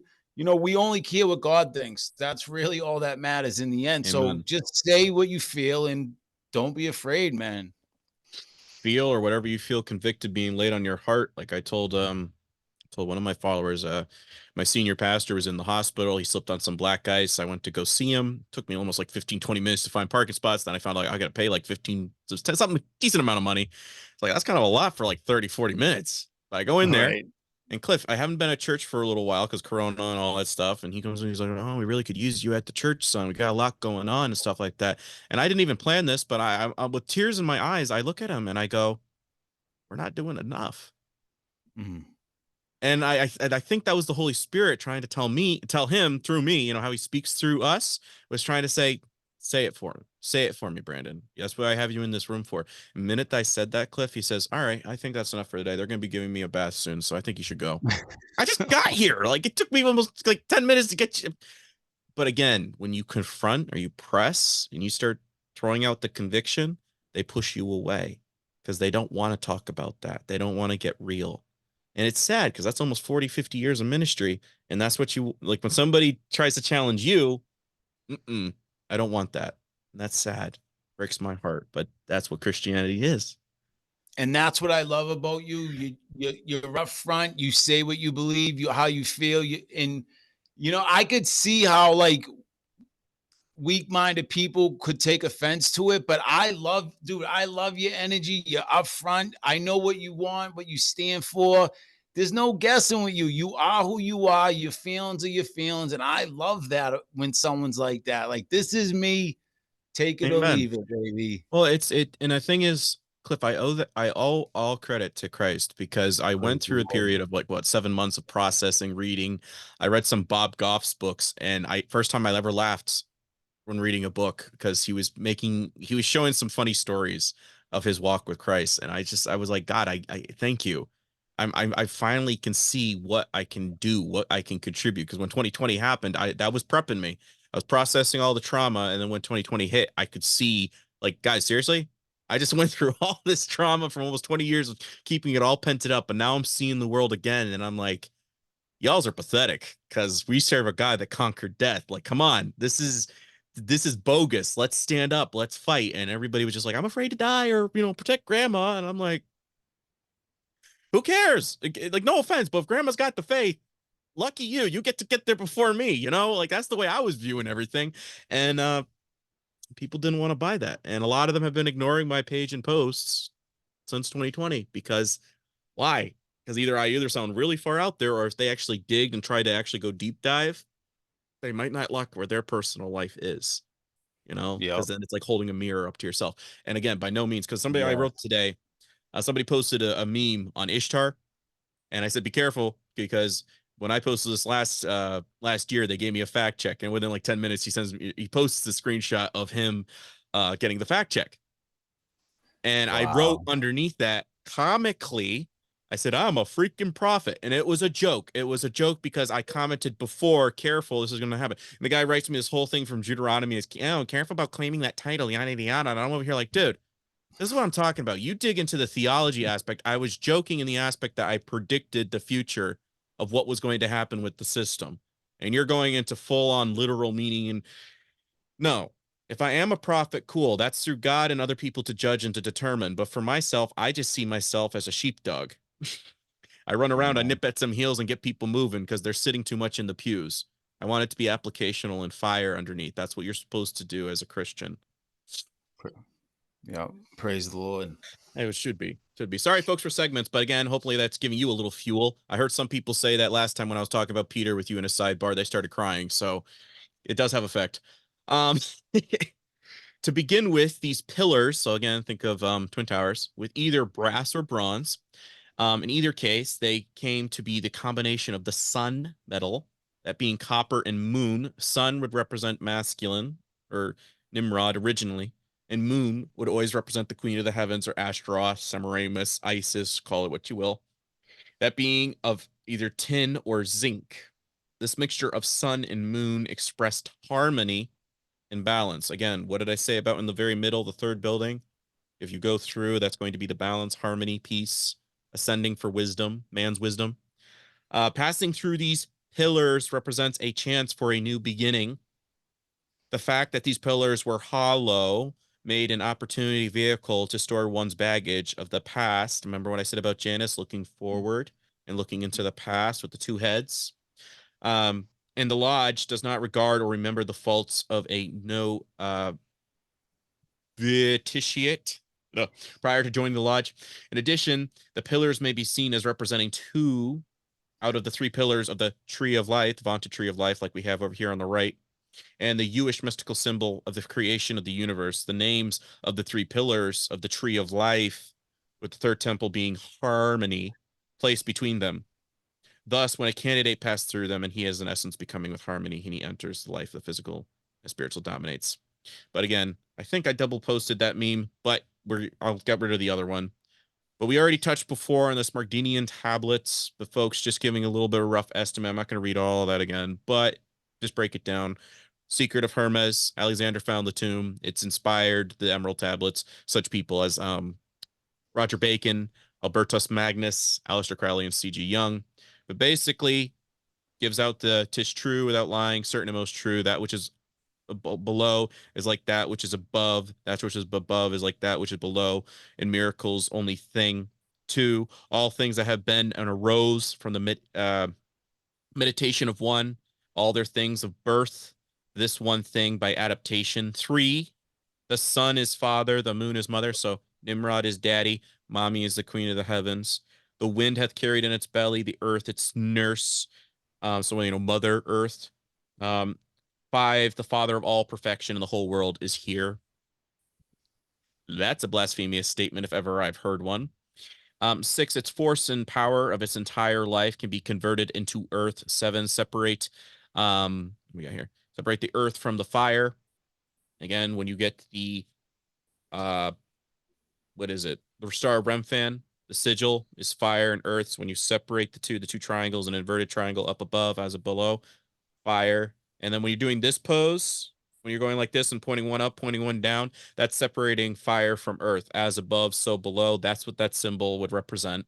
Separate thou the earth from the fire, the subtle from the gross sweetly in great industry. It ascends from the earth to the heaven, and again it descends to the earth and receives the force of things both superior and inferior. 9, by these means shall the glory of the whole world known, and thereby all obscurity shall fly from you.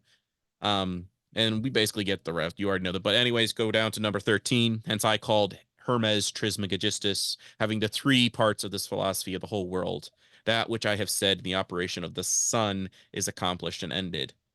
Again, sun god worship. Again, when you do the thing of the cross, that's either an inverted cross, or it's the sign of Venus. And a Venus is the sign of the sun cycles. So when a Catholic's doing that, and what were priests known in ancient Rome as pontifices, they wear the little kippa on their head, which connects to the caps that were connected to Cybele worship in Greece and also in Egypt with sun god worship. Remember when I said separate the fire from the earth, as above, so below? Not affiliated or with Satan, that is affiliated with Hermes Trismegistus. So think of Tammuz as Satan's avatar. I'm trying to emphasize this because if you don't understand what the occult believes, that's their Messiah, that's their Antichrist. And I'm trying to break that down is, yes, Satan might be affiliated slightly with this stuff, but the fleshly vessel, why do we have the rise of, create your own avatar? Connects to the occult, folks. And I'm trying to show you iPhone, Instagram, eye with the eye. That's their logo with the eye or the camera looking into the eye. They know what they're doing. Wow. Yeah. So let's break down some stuff. Again, man tampered with the Bible, but I don't think God's a dum-dum. Do you? Enoch 6, Genesis 6. Both talk about the fallen watchers or the angels coming down, having affairs with the daughters of men. And like I stated before, Revelation 9:11, Apollo, Apollyon, the son of destruction, Tammuz. He's destroying everybody by thinking they can merge and become the empire of iron and clay or machine and man. Fun fact, you put 9, or you want to create the number 9, you have to put the 1 in front of an X. If you want to create the number 11, you have to put a 1 after the X. You merge the two together, and what do we gradually see take form on the far right here? Star Remphan. Wow. Hmm. Wow. Yep. The Seal Wow. of Solomon, or the Ring of Solomon, Star Rem fan, is this legendary signet ring attributed to the Israelite king Solomon in medieval mystical traditions, from which it is developed in parallel within Jewish mysticism, Islamic mysticism, and Western occultism. It is the predecessor of the Star of David, the contemporary cultural and religious symbol of the Jewish people. It was often depicted in the shape of either a pentagram or a hexagram. In religious lore, the ring is described as having given to Solomon in the power to command the supernatural and also the ability to speak with animals. Due to the proverbial wisdom of Solomon, it became seen as the amulet or talisman, a symbol and character in medieval magic and Renaissance magic, occultism, and alchemy. How does he unite all the world religions? We have Jewish mysticism, Islamic mysticism, Western occultism. We in America, we don't seem to realize that we are Babylon the Great, Mystery Babylon written on their forehead. Yeah, yes, and yeah. We're not catching on because we don't understand the symbolism. How do you fall prey? What does it say somewhere in the New Testament that if it were possible, it would deceive the very own elect? How do you Mm, get deceived? Because you don't understand. Like I said, absolutely. I'm opening up the magic book. I'm showing how the magician does his trick, and you're ignoring me because I don't want to get rid of my Christmas tree. You're ignoring me because I sound crazy talking about a dome Earth. You're ignoring me because me calling out Trump is insulting your idol. Yeah, I just But said all of that. Brandon, Christmas is my tradition. I've been doing it since I was little. It's tradition. You know what? Curse your. Yeah, get rid of that tradition, man. I stopped celebrating, I think 2 years now. I haven't celebrated no pagan holidays. That is awesome. And that's what I'm telling people is like, if we dig into, like, I have a book, it's a little bit hard to read because the original author was French.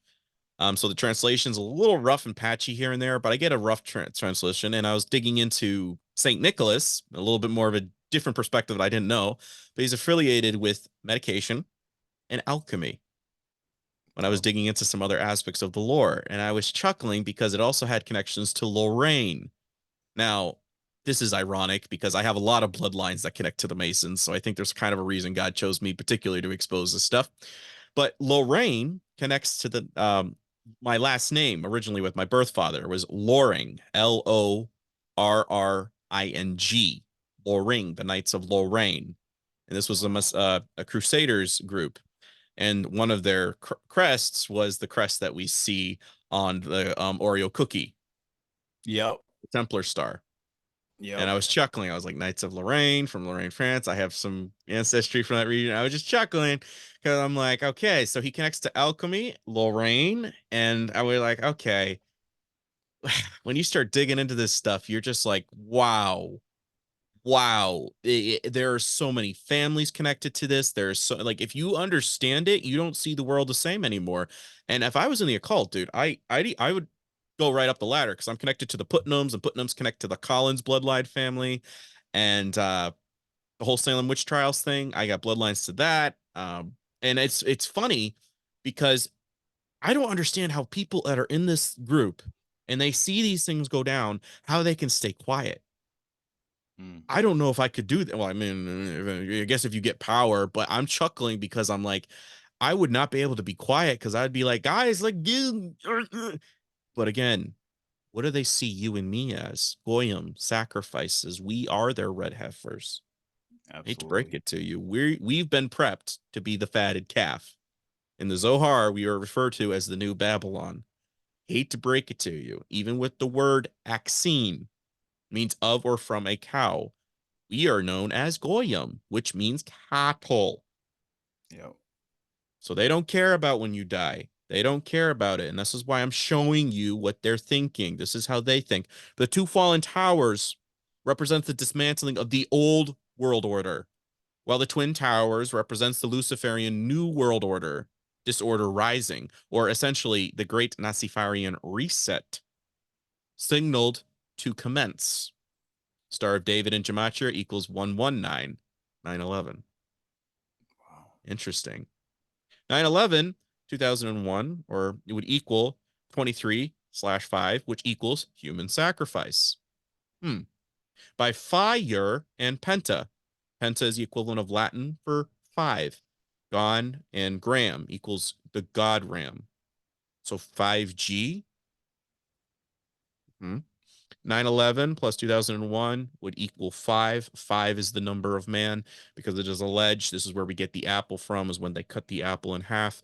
It is the symbol of the equator. When you cut it in the equator, it equals the 5 is the number of man. The Pythagorean was another alchemist, like I just mentioned before, and equals 3 for male, 2 for female. Merge the two, and it's the unholy trinity being represented. 10 and 1 equals new beginnings, plus 33 degree Freemasons, plus 22, the double twins of Babylon fell. So you go 2 times 33, we get 66, right? So what would be in the middle? Because the beast's number is 666. His followers are known as 616, just to clarify for some folks who didn't know that. So we get 66 if you double alchemy into 33. How do we get the 1? The 1 equals the I. Okay. I and 1. And then that's what I'm going to show you symbolism wise how this connects to a certain individual that we just talked about. So the day of the erection, reset was Set. Set connects to Egypt. And again, 11/3/2014 equals 2028 equals 3, the pyramid. What I tell you before, I think I told you, but I think in 2028, that's when things are going to hit the fan with the martial law being declared, possibly disease X kicking into flank, and then 2029, I think, is when the execution or whatever would take place, because that would equal 13. 13 equals death and rebirth. And then they want a new world order by 2030. So personally, I think when Project Bluebeam would go down, I don't think Christians are going to be here. Either A, raptured, whatever definition, translation you want to go with that, or he had to make war against the saints. And I saw the heads of the saints, like it says in Revelation, it's like saints equals Christians. So I don't know where some people get saved afterwards. I don't know. But I'm just throwing it out there for consideration, whatever you guys want to go in your own convictions and research that you've done. The first rock lane was on 7/4/2004, which is 116, or 9/11 inverted. The first building stands at 1776 feet tall. The year of Freemasons took control of the USA. Wow. Huh? Guys, you haven't figured it out yet. Synagogue of Satan. Every time I write that phrase, or Christians are, I'm posting something, what's going on in the Middle East, and I say synagogue of Satan, and it's like that verse is in there too. And what is it? They claim to be, behold, I will make them of the synagogue of Satan, which they say they are used, but are not, but do lie. Behold, I will make them to come and worship before thy feet, and to know that I have loved thee. That sounds kind of like the judgment to me, is like at a certain point. Guess what? You're going to bow and confess with your tongue that I am your Lord. And then I'm going to make you realize that those that you were torturing in this earth through persecution and such and what have you, that, just saying. And Amos 5:26, you have borne the tabernacle of Moloch's. Moloch's translation, you know what that means? No. In Sumerian, MUL equals mole, star. Wow. U and O, whatever. And Shion, your images, the star of your God, which you made to yourselves. I'm laughing because you ever watch Guardians of the Galaxy, Cliff? Yep. Star Lord. Baal is another name for Lord. Wow. Star, Mol, Moloch, Baal. That's who Star Lord is. Wow. Yeah, kind of scary, but they're showing it to us all the time. 743 and Acts. This is Stephen the Martyr. Yea, ye the tabernacle of Moloch and the star of your god Remphan, figures which you made to worship them, and I will carry you away beyond Babylon. So, folks, didn't know about the dancing Israelis. I'm not posting that today because that would have been another video and all this stuff. And I'm trying to save Cliff from freaking long episodes every single time. St. Joe Rogan, folks. But they're the ones that helped orchestrate that. They're the ones that benefited from that. And why? Because that was the resurrection of, or the ascension of their Messiah. I'm going to keep explaining it to you. So when now you are posting God bless Israel and you are posting the Star of Remphan, you are saying we love the elements, oh God. Posting it with a cross with a Kabbalah cube. Oh, that's a lovely one that they see. They're over here going, yeah, welcome to the Kabbalah, baby. Synagogue of Yeah. Satan. Do you realize, again, somebody like myself, I see the symbolism and I'm laughing because you forgive them, God, for they know not what they do. I know what that means. And I am heartbroken that people are saying, yes, God bless chosen people. He's going to reign on it. He doesn't need this earth. His kingdom is not of this world. Start digging, folks. Start digging. Tapping in a little bit further. Trump's parents were Frederick Christ and Mary Ann. By the way, he has an aunt by the name of Martha. I'm sure that's all just a coinky-dink. But the Babylon working was a series of magic ceremonies and rituals performed from January to March of 1946 by author and pioneer rocket fuel scientist and occultist Jack Parsons and Scientology founder of L. Ron Hubbard. Jack Parsons, when he got upset, do you know what he used to do? He prayed to the goat god Pan. That's an equivalent of Baphomet. He's one of the guys that helped with the Apollo project. Polyon. Interesting. The ritual was essentially designed to manifest an individual incarnation of the archetypical divine feminine called Babylon. The project was based on the ideas of Aleister Crowley and his description of a similar project in 1917 known as novel Moonchild. What did I tell you? Moon would represent Semiramis. What do we always see with Tammuz? If folks are not looking at the pictures, you see the Virgin Mary with what? Baby Jesus in her arms sucking at the teat. That is a replication of Isis and Horus. Horus sucking at the teat. What do we see again? Fast forward a little bit over to Mesopotamia region of the world. Semiramis with Tammuz sucking at the teat. What's something that I notice, folks? Everybody's like, well, he's not charismatic. He can't be the... Well, what do we see with the imagery? This is why I called some people out. I said, you know what you do? You suck at the teat of the whore of Babylon and you kiss the feet of the synagogue of Satan. Yeah, well, that's some powerful language, I bet you. Yeah. But you want to know why I say that, Cliff? Is because you're nursing at the ideologies. You know who Adonis is? That's the root word for Donald. Yeah, he was connects to Dumuzid, Dumuzid. He was a Sumerian goat shepherd god. His mother was Ishtar, where we get Istar from, aka Semiramis. Goat shepherd. I will separate the sheep from the goats. Huh. But again, Moonchild, Donald J. Trump, born on June 14th, 1946.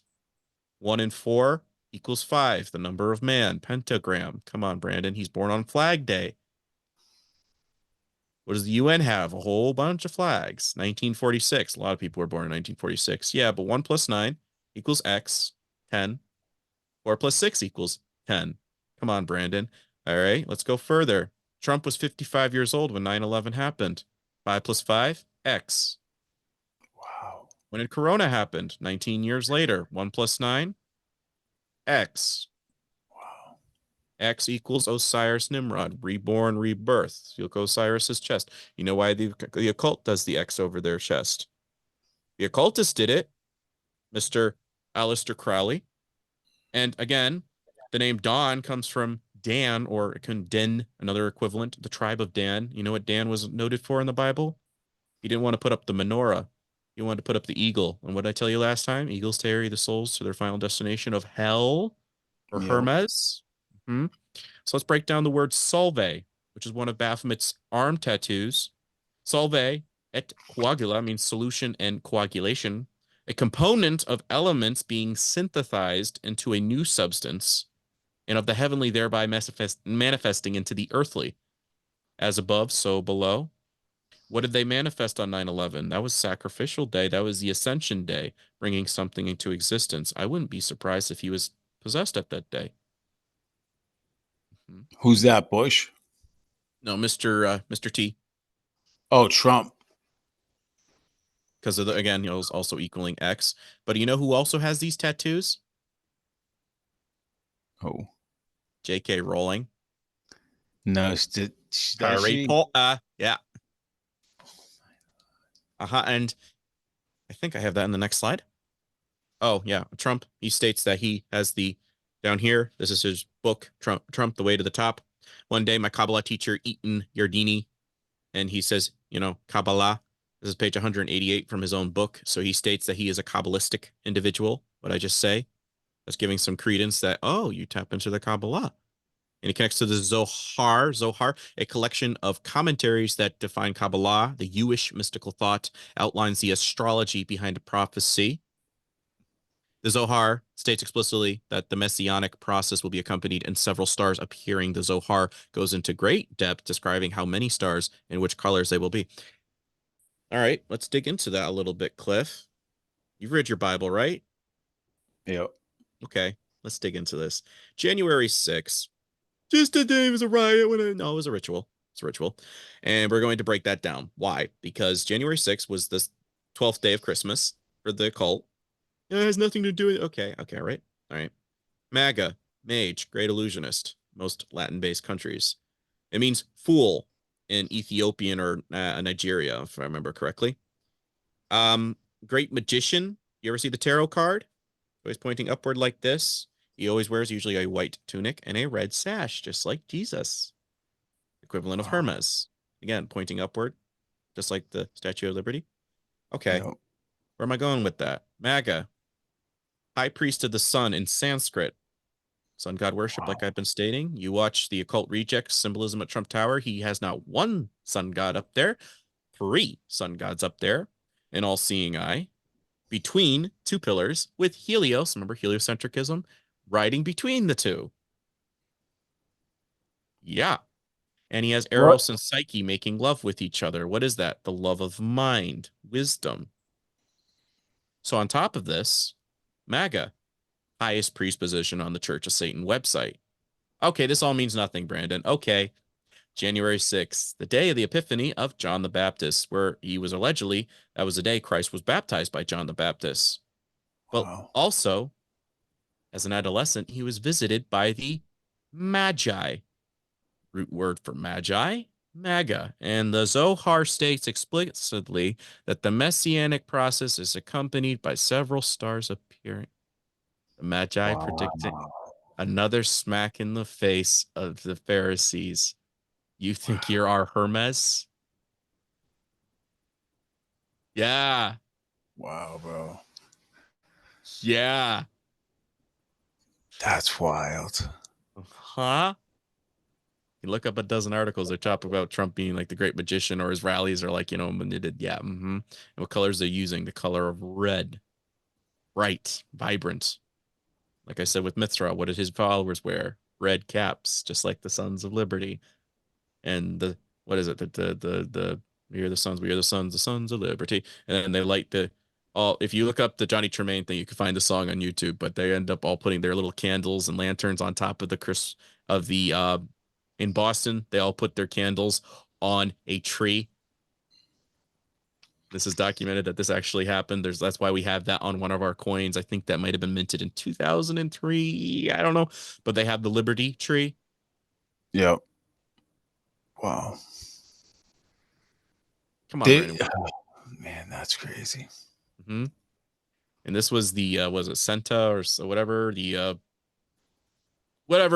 I always forget the name of this freaking mattress company, but Trump writes in his other book, The America We Deserve, I'm really convinced we're in danger of the sort of terrorist attacks that will make the 1993 bombing of the Trade Center look like kids play with firecrackers. One day, we're told that the shadowy figure with no fixed address named Osama bin Laden is public enemy number 1. And in his commercial, I think this was back in 2010, you have the 2 sheep on 9/11 standing on 2 pillars.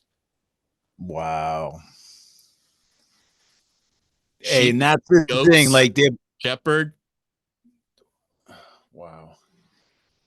They're all in the Kabbalah too, and that it's just like, it's just this. They put this whole front. It's left versus right, Democrat, Republican, but they're all in the same club. And like I heard people at work, they were talking about Trump, and they were like, "Oh my God, if he gets in, blah blah blah."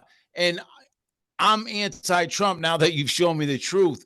But just hear them regurgitating CNN, and I tried telling them, I'm like, none of them help. When's the last time the government's helped? When have they done anything for us? Like, you are Right. literally just regurgitating stuff you've heard from mainstream media.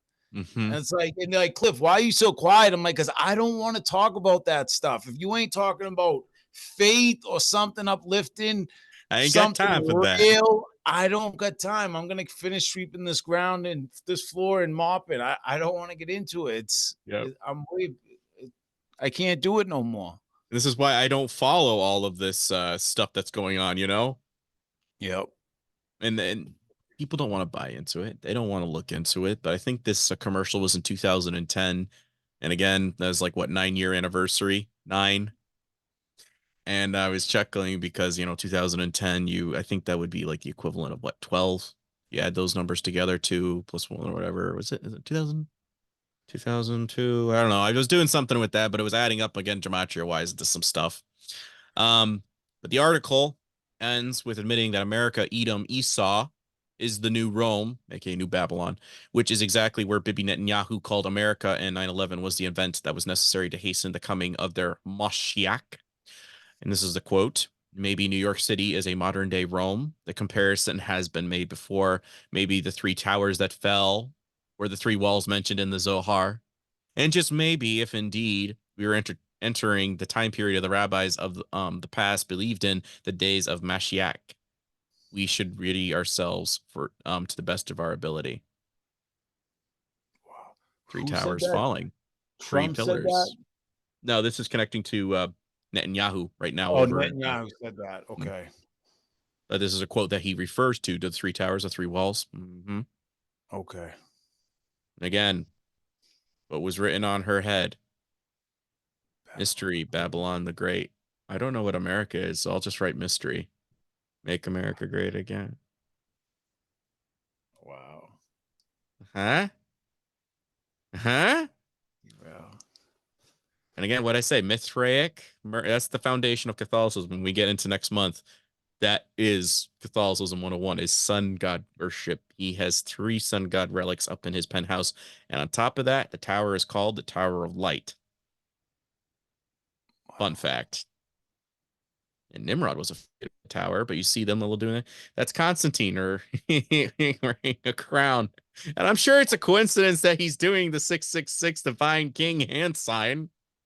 Granted, they're gonna say, well, he already has 4 digits, a little thing in between. But I know it's like these people knew what they were doing with their sculpting. They're not dummies. So even holding something in between there that would fill in that blank for a 666 was making me go, oh my gosh. And what I tell you, it's Wow. Soul Invictus. And again, folks, if you already probably tuned out because I went after your boy, but everybody else, when they do the 666, yeah, they're in the club, but Trump does it. No. And you got this, some celebrity with, wearing 666 and eyes, Yep. Ascension on her freaking sweater. If you I'm, needed any more proof that Tammuz is the boy, yeah. I'm so ashamed too, because when that came out, I remember I was in my 20s, maybe a little younger, and Yeah. everyone was throwing up the trees. And I used to do it in the pictures. I was an idiot, but it's funny. It's like people, you get caught up in it. You see celebrities doing, and you don't even know what you're doing. Right. And that's the thing. Because I had somebody comment under the Chris Pratt one. Oh, so if I do that, I'm saying rock on. It now means I'm eating hail Satan. I'm like, you're not ready for my stuff. And that's when I remove a follower. Because your comment is telling me I'm not ready for this adult class. I'm still in Yep. preschool. I'm still on the milk. Because that's your conclusion. What do I always refer you to? Do the deep dive episode. Joe Rogan is a pansy. You think Yep. those long shows are giving you something? No. It's a bunch of word salad of people, blah, blah, blah. Maybe 1 or 2 is a good guy. But for the most part, are they giving you something that's pointing you to God? Is it edifying your life at the end of the day? 99 point something percent, you're probably not. What am I trying to do? I'm showing you what they believe so you're not deceived. Ooh, I gotta write that down. But yeah, that's he Yeah. hits me No, with these. exactly. But that's what it comes down to. And this is Trump in his business office in New York flashing 666. at the Kabbalistic tree of life. Wow. Jewish, and we already covered this all before, so I'm not going to go over that with you because we're trying to save time. But Statue of Liberty, an idol to Lucifer, or I would say, his avatar. In New York City Harbor stands the androgynous, hermaphrodite, pansexual, green goddess. Her 7 rays crown symbolized her rule over the entire earth. Was Antichrist what was he? She also holds a torch that conveys her role as the light bearer. They say Lucifer, but I'd like to say Tammuz. Even though she holds the phallus of Nimrod and the lost key of Freemasonry, in Masonic tradition, Nimrod is regarded as the first Grand Master. Thus, the Masonic Statue of Liberty champions Satan and his seed. If you didn't know that the Statue of Liberty, if you look to her feet, you will find that she has a ball and chain. So much for being free, and as we've covered before, looks just like Helios Mithra. That's against Mithra became friends with with Sol Invictus. They have some kind of depiction I was reading in this other book, and they eventually became friends, but somehow in the lore, the depiction became a merger of the two, like I've explained before. Eventually, somehow, it's kind of like, okay, so you know how we get modern Marvel movies, and one minute this guy's the bad guy, and then like 3 movies later, he's part of the team. It's kind of what they do, but instead of bringing that character in, it just merges with another aspect of lore. Kind of what they did in the ancient cultures, if that gives a little context and clarity for folks. So the next one's a video. Hopefully it plays. Give me a thumbs up if you hear sound, okay? Okay. If it doesn't, well, I'll explain it. Did you know that there was a ceremony featuring the all-seeing eye conducted on the live television broadcast for the 1-year anniversary of 9/11? Is the mayor of New York, Michael Bloomberg.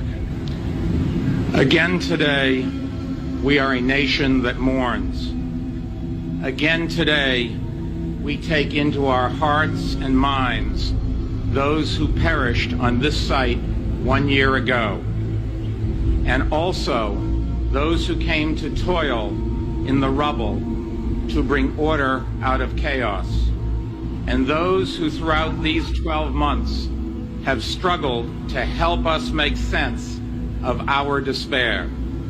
Now we join with our fellow Americans in a minute of silence, led by President George W. Bush from the South Lawn of the White House in Washington. Wow. Not praying to the God you think, folks. But again, all-seeing eye. What have I shown you before? Between the 2 pillars, what did we have? The all-seeing eye of, you see it, ground zero. Order out of chaos. Masonic term. He said it. Yeah. And what do Helios ride at night? Well, he's Helios. Again, this isn't Trump's tower. Maybe I'll show that in another slide when I update this. But during the day, would travel on a boat in the ocean. At night, there's likely a reflection of the Egyptian sun god Ra sailing across the skies in a bark and through the body sky of Nut, and reborn at dawn each morning anew. Both gods were known as the all-seeing in Helios's case.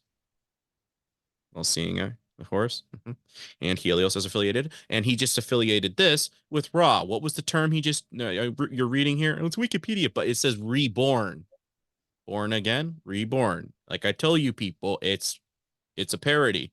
Regeneration, reincarnation. What did Christ do? I came back in the flesh. Here are my scars. Those guys are liars. You've never seen them come back, right? Yeah, I did. The best the occult could possibly do, and what I suspect is maybe they'll take Tammuz to indwell the Antichrist figure, but they're probably only going to be able to do that one time. All the other ones have to be possessed or something like that. This is the only one that they could resurrect, but again, it has to be in a vessel that already exists, whereas Christ came back solely. Word, flesh, truth. So does that make sense? Just making sure I'm clarifying that. Okay. Because I know some people ask some questions, and I'm like, I think that's going to be their only achievement ever. Hence the Moonchild and all that stuff. But again, it's like, well, it's the Eye of Horus, it's the Eye of Ra, it's the Eye of Thoth. Thoth, where we get thought from, cosmic egg, the cosmic egg Baphomet shoot from on top of his head. That's an egg pine cone, like we've discussed before. But Thoth would connect to the tarot deck in the Ouroboros, like I've said before. Hermes, the magician, holding up the staff. like Statue of Liberty, Ouroboros. Again, when is the eclipse going to be happening? On the 8th. 8 tipped on its. Wow. Wearing a white tunic like Christ and a red little thing sash over it. So you think Trump is gonna be the Antichrist? Or I that am there's a like good 98 point some percent. Like, dude, he showing me and showing me and showing me. And I'm like, guys, did you know that he has a replica of the Ark of the Covenant in Mar-a-Lago? Wow. Just No. posted that this earlier tonight. Yeah. I'm like, on top of that. And then he just did the Bible that he printed. I'm like, well, yeah, he loves Jesus, but he also like compares himself to Christ when he's sitting in courtrooms. He's had the AI generator thing, like him being crucified on the cross from. And what's another variation of Trump's name?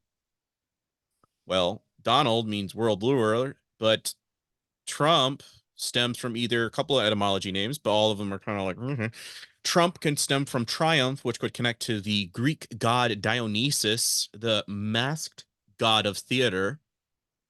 Dionysus is an equivalent of one of Nimrod's avatars. Again, Gary Wayne will say that these were their own deities and whatnot at some point, but the family saw themselves as like channeling all these avatar aspects of things.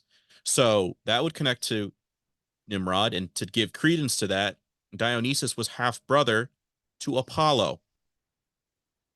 Nimrod did his own mom, so that would check out mythos or storyline wise, just changing a name here and there because Babel, the languages were confused. But sometimes the myths, as they travel, they migrate, they intermix, they in and out, in and out. It's kind of like a snake weaving, like the Ouroboros. On top It's of just that, another scary. Trump, like if Trump was the Antichrist, so many people would be deceived. deceived. So many And Christians that's who, just the thing, Cliff, is people are saying, oh, he's not popular. He's not charismatic enough. And yet, do you see how many are obsessed with him? Did you see how many were cheering for blood at the rally clip that I showed you? yeah, How many are over here going, yeah, look, he's such a good guy. When you read the comments underneath the Bible thing, he just posted like about 3 weeks ago. You look it up. You're just like, you guys don't see. Okay, so another etymology of his name, Trump, means to deceive or to one up somebody else. that's him. I wonder who. Now, again, Horus, and you just saw the all-seeing eye. The date 9/11/2001 in Roman numerals, again, hexagon would be right in the center of two X's. And the planet Saturn, but again, black cube worship, represents Satan. And on the planet Saturn, there is a hexagon or a storm. What do we have with the solar eclipse coming? Storm? Next. With the solars? Satan requires a blood sacrifice. But what do we get now in the base? Do you see any similarities between Ra's eye and Thoth's eye, left or right? And Janus, you see how that's very similar to the Grand Lodge at Jerusalem with looking forward, looking back. The Templars. So this is the memorial site for 9/11, and it's Black Saturn Satan cubes on the ground. Artemis, Apollo, Thoth, Ra, Janus. Yeah. Do you guys see it? And it was assigned the color black on its outer sphere. The two inverted cubes of 9/11 memorial resemble a variation of the Black Saturn cubes. The World Trade Center once stood below. Angled view from the black cubes resembles Freemasonry symbol of the compass and square. You see it right here on the angle down at the bottom. Yeah, compass and square. Sure, that's all coincidence. I'm sure the eye ceremony didn't mean anything. I'm sure whoa, what did I? Oh, eyes, the symbol of Tammuz. Tammuz is another one of those months with no holidays. Again, Tammuz would be, if you're going by the 13-month calendar or former astrology, would be from May 20-something, whatever the moon cycle is there, to June 20-something. Trump happens to have a birthday in the month of Tammuz. But Tammuz is another one of those months with no holidays except for a minor fast and no real practices associated with it, at least none that I've found. This makes sense with you think of the Jewish wheel of the year and the relationships of the Gregorian cycles. The summer months are when it's too much work to be done in the field, sowing, tilling, planting, and harvesting. Even though there isn't a specific practice that we can associate with Tammuz, there is a theme. It's vision and eyesight. Tammuz is a month that challenges us to really see what's in front of us and focus. If vision is the theme, then eyes are the symbol. The practice for Tammuz then is to see, open your eyes, third eye, and look in the world around you this summer. And what did we talk about with the before pine cone symbolic, where the life cycle, where the pine tree begins, and conversely, where new life begins, trees represented immortality, everlasting life, born again.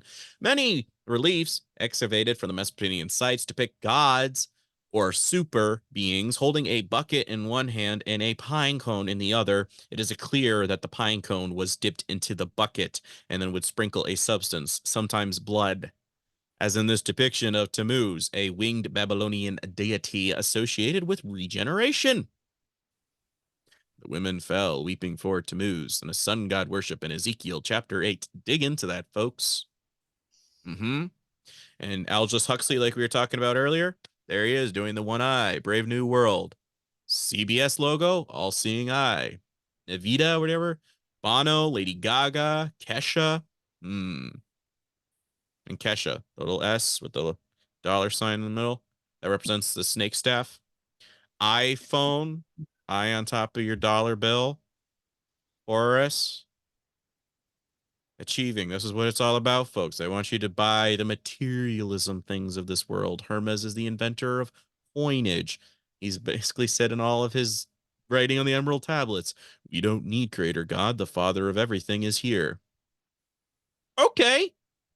You want to follow that Messiah? Go ahead. Again, we've already talked about this all before. Next one's a video. Give me a thumbs up if you can hear. Oh, we played this before. But again, do you want to play it again? Because Trump is the shepherd? Yeah, let's run it. Yeah.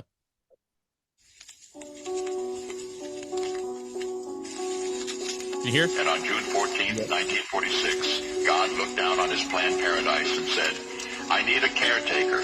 So God gave us Trump. God said, I need somebody willing to get up before dawn, fix this country, work all day, fight the Marxists, eat supper, then go to the Oval Office and stay past midnight at a meeting of the heads of state. So God made Trump. I need somebody with arms, strong enough to rustle the deep state, and yet gentle enough to deliver his own grandchild. Somebody to ruffle the feathers, tame cantankerous World Economic Forum, come home hungry, have to wait until the First Lady is done with lunch with friends, then tell the ladies to be sure and come back real soon, and mean it. So God gave us Trump. I need somebody who can shape an axe, but wield a sword, who had the courage to step foot in North Korea, who can make money from the tar of the sand, turn liquid to gold, who understands the difference between tariffs and inflation, will finish his 40-hour week by Tuesday noon, but then put in another 72 hours. So God made Trump. God had to have somebody willing to go into the den of vipers, call out the fake news for their tongues as sharp as a serpent's. The poison of vipers is on their lips, and yet stop. So God made Trump. God said, I need somebody who will be strong and courageous, who will not be afraid or terrified of the wolves when they attack. A man who cares for the flock, a shepherd to mankind who won't ever leave nor forsake them. I need the most diligent worker to follow the path and remain strong in faith and know the belief of God and country.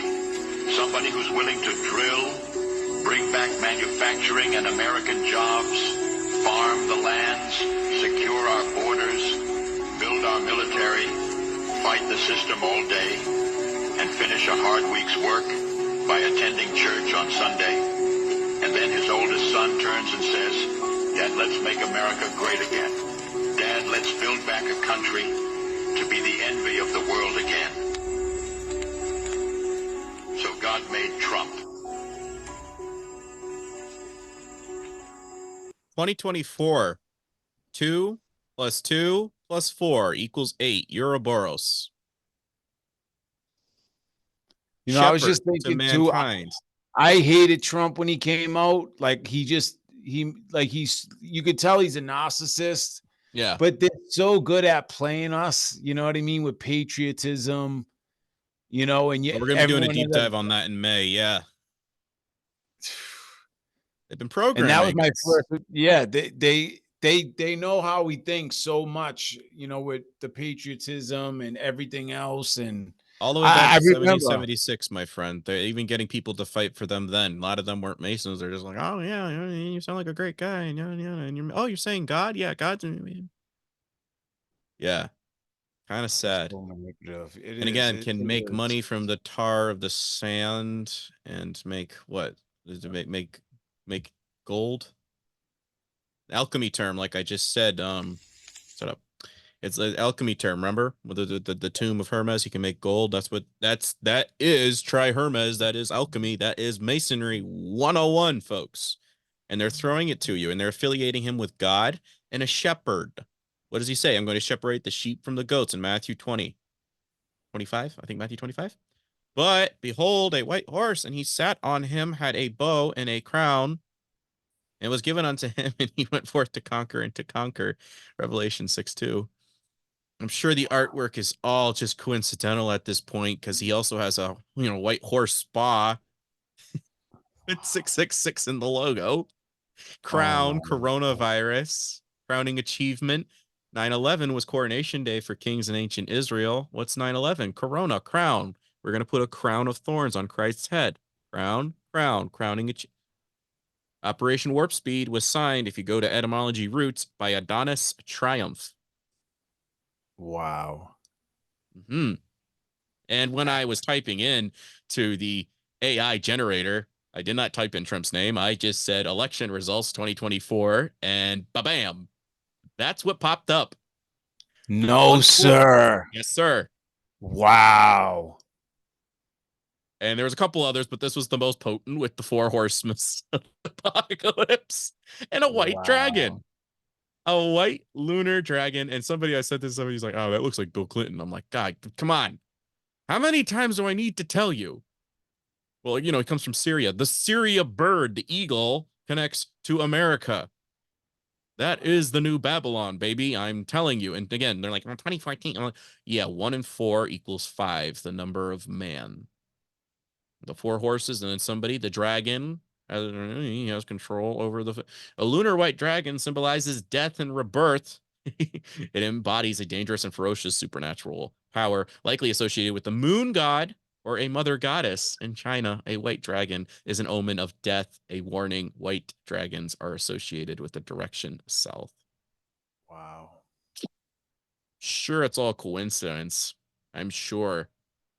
But again, Trump, champion of Noahide laws, like we covered before, and you got the little rabbi doing his little Masonic hand pose in the hand in the jacket. On top of that, Mithras slayed the bull. When did Trump sign the or firm the Noahide laws? Was in Taurus, the month of the bull. Ishtar, moon.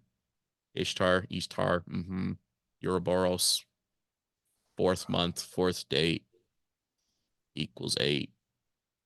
Israeli national news. And we already covered the Malkut part, but again, just give me a little further credence that I don't think I'm nuts. Donald means world ruler, means to deceive, equivalent of Adonis or Dumazid. Duman is the equivalent of Nimrod's son Tammuz. And like I explained all this before, but the name of the rocket, Artemis, sudden death. Let's see, anything else here?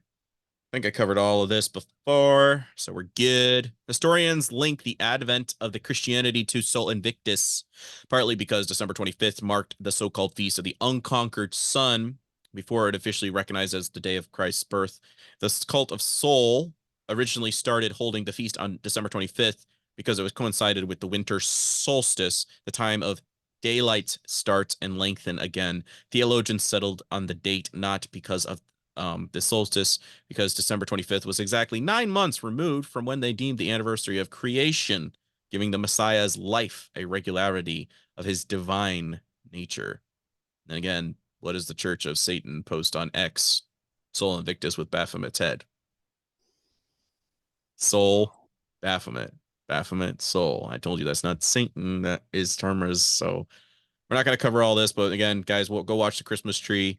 aspects of things in the Pinecone episode, what I did with Cliff. You'll get deep dives. But we see all this with Hermes again. And again, that little egg thing we see with the priest, Dagon, and fish worship. Dagon is another equivalent of the god of creation over in that series of the world. And I just said creation aspects is affiliated with him. You see it over in the Vatican. If I remember correctly, Gerald Posner, God's Bankers, the book, did a little clip where he was saying like Donald J. Trump is in charge of the Vatican Bank. Or of Babylon. What do I always say? He's sucking up to the teat of Babylon. He's very popular in a certain country in the world run by Z's. Just saying he's checking all the boxes. And again, Adonis, don't take my word for it, but his is baby names, but we can see etymology wise. And let's break it down to Dumazid or Tammuz, known as the Sumerians' shepherd, an ancient Mesopotamian guide associated with shepherds, and his first primary consort was the goddess Inanna, the Sumerian mythology, Dumazid's sister, Geshtiana, the goddess of agriculture, fertility, and dream interpretations. Parents were Ishtar and Tutur, and his equivalents were Adonis and Leviathan equivalent Tammuz. I will separate the sheep from the goats. You want the God of this world? Or you want Jesus Christ? Do you want the imposter, the fraud, counterfeit Christianity, or you want Christ? And everybody's saying, oh, look, he's promoting God. And yeah, and blood clots. He gave Dr. Fauci an award, folks. And this is his Instagram photo. He's got 9 stars and 2 stripes, 9/11. No. And he's got a little half one for what? Building, third building.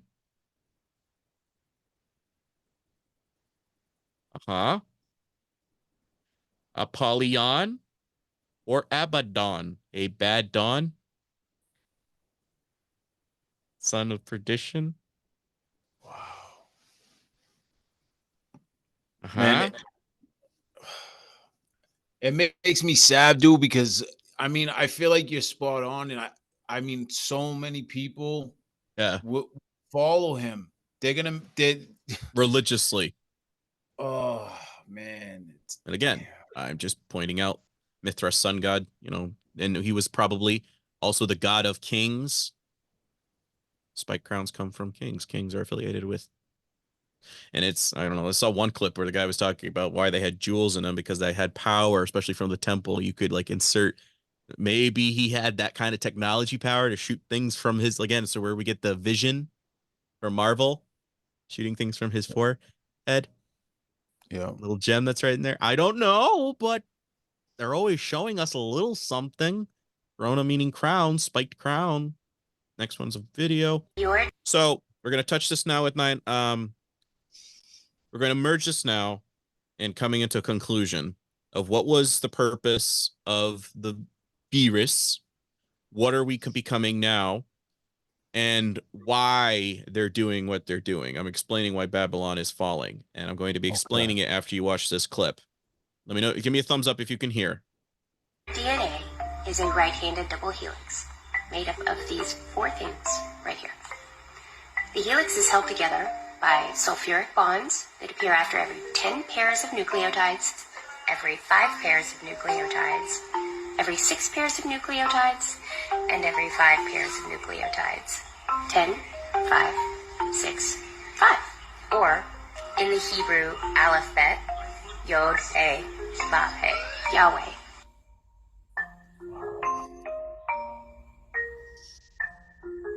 The signature of your creator. An artist signing his painting, if you will. Now, if you read the patents for the magic potion, it is actually adding a triple helix.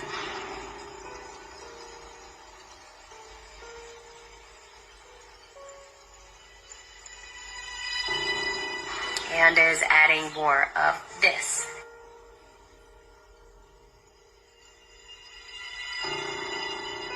Which comes from a meteorite. Or a fallen star.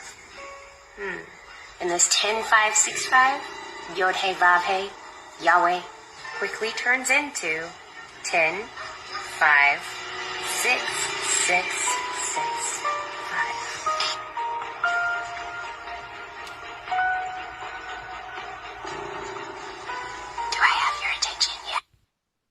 Wow, bro. So could that be the mark of the beast?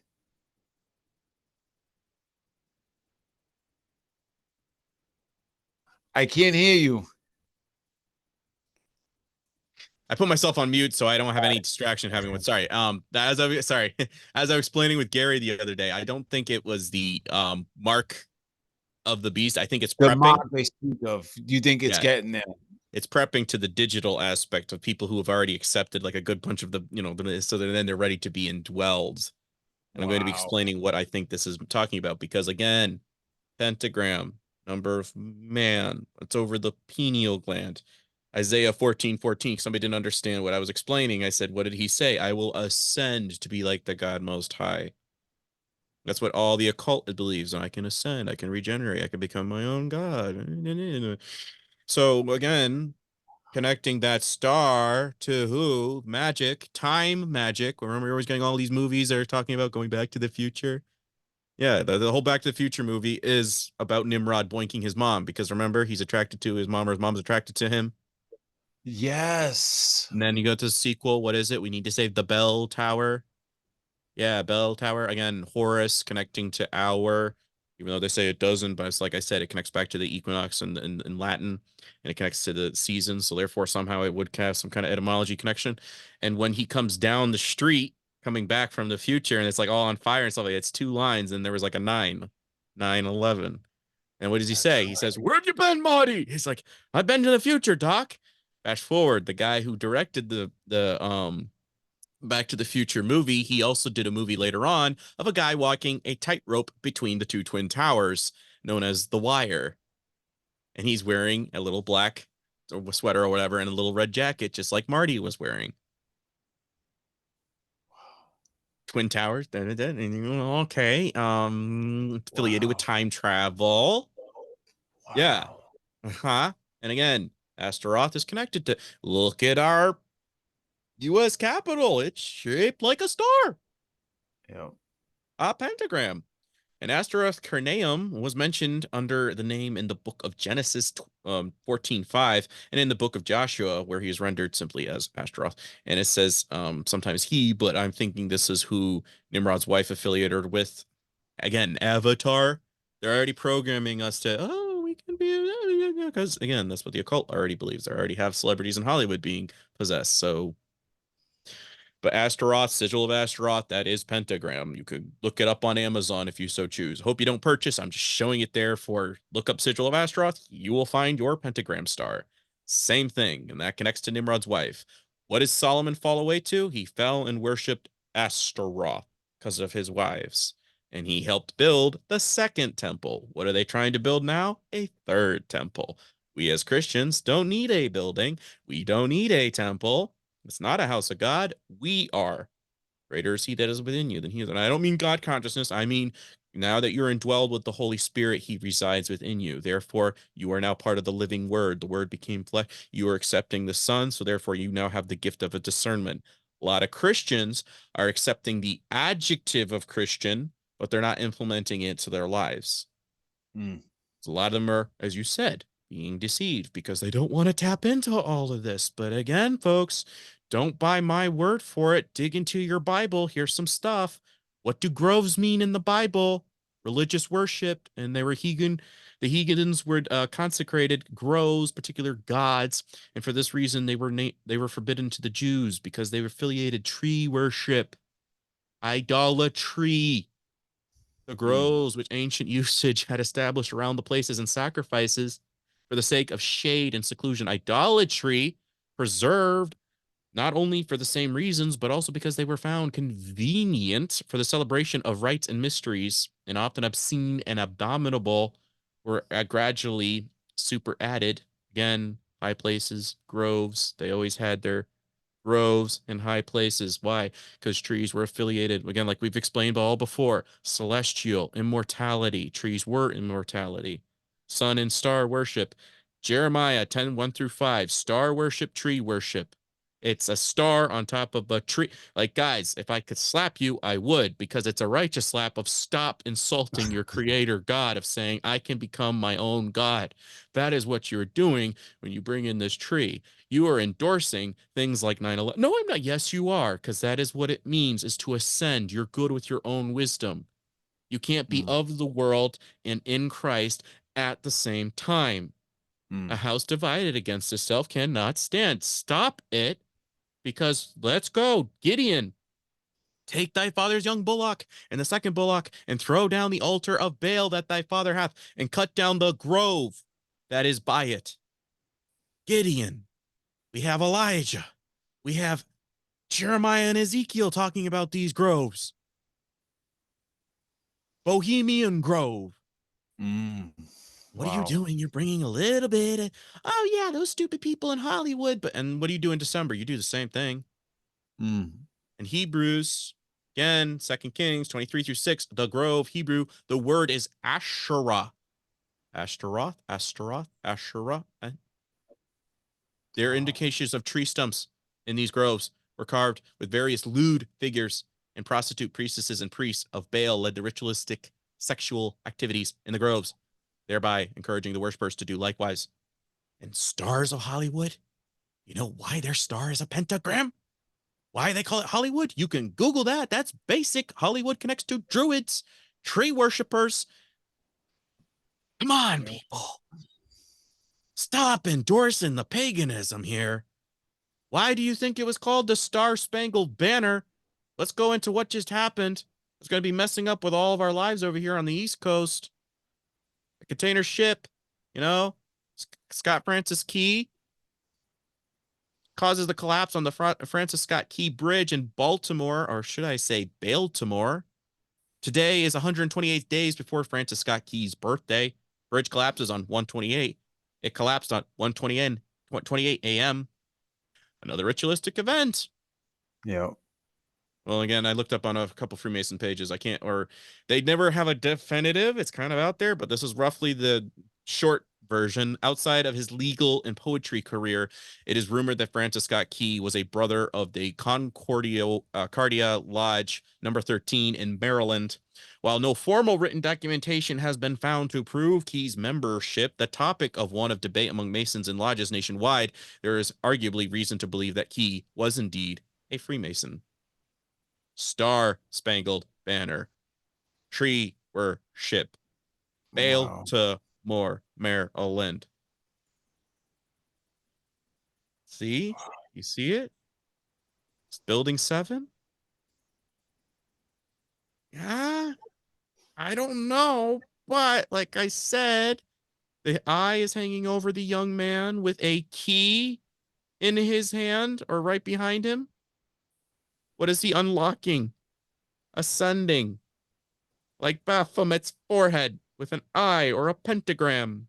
And the W is at the base. What did I say that the third pillar represents? Wisdom. W. Harmony. Peace. 2 towers go down so that the third, of humankind can obtain this.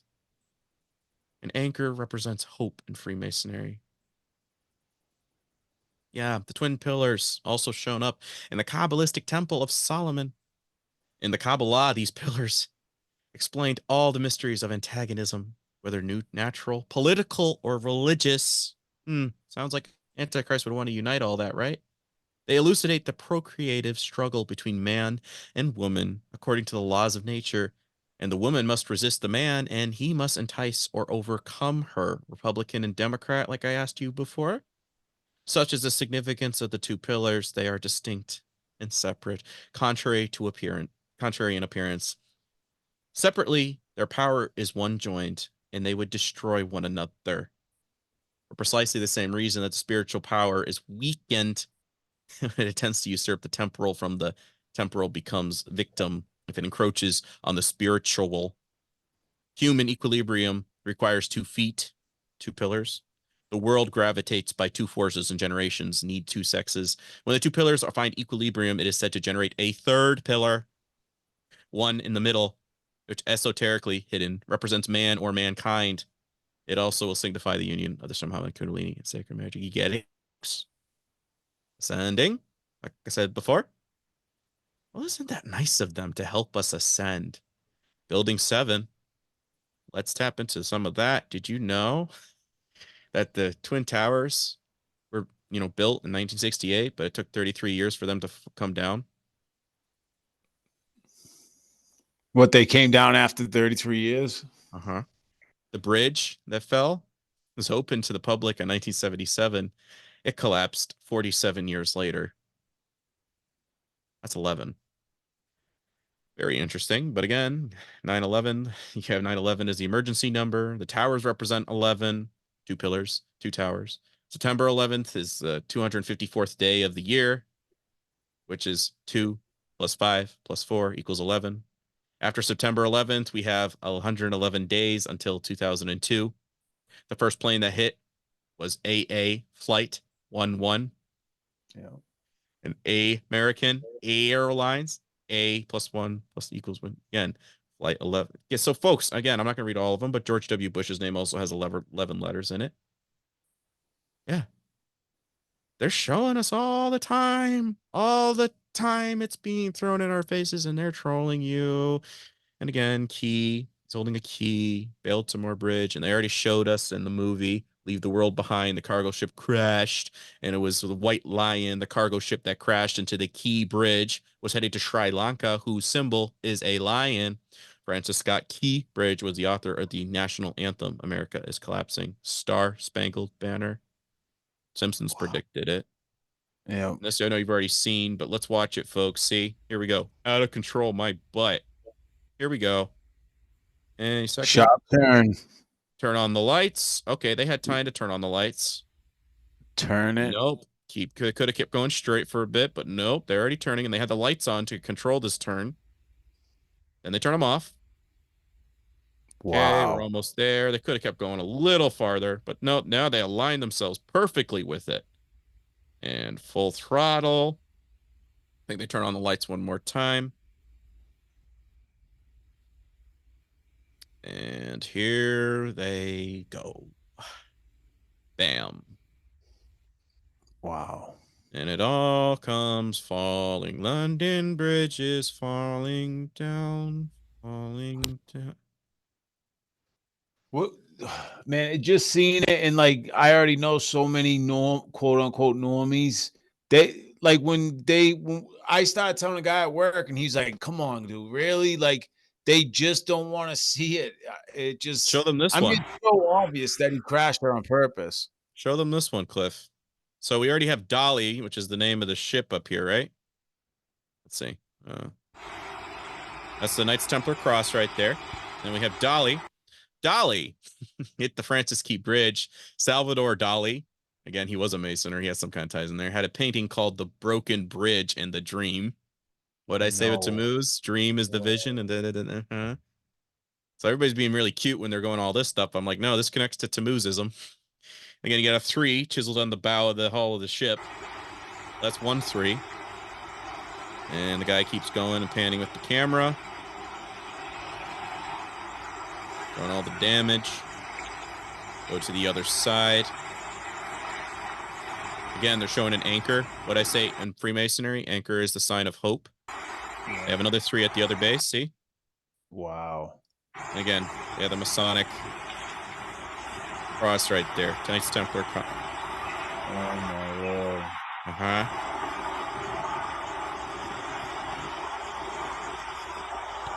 They show us all the time, and like we said before, Knights Templar, Trump, Jonathan Rumi, and the former governor candidate. When I saw this one, I was like, what? This guy's read Bible verses in his campaign or whatever I was seeing on in Facebook or whatever, but he's a Knights Templar. Trump's got the logo and dressage for such occasions, and it is a Masonic order. In Jerusalem, Palestine, they didn't say Jerusalem, Israel. Jerusalem, Palestine.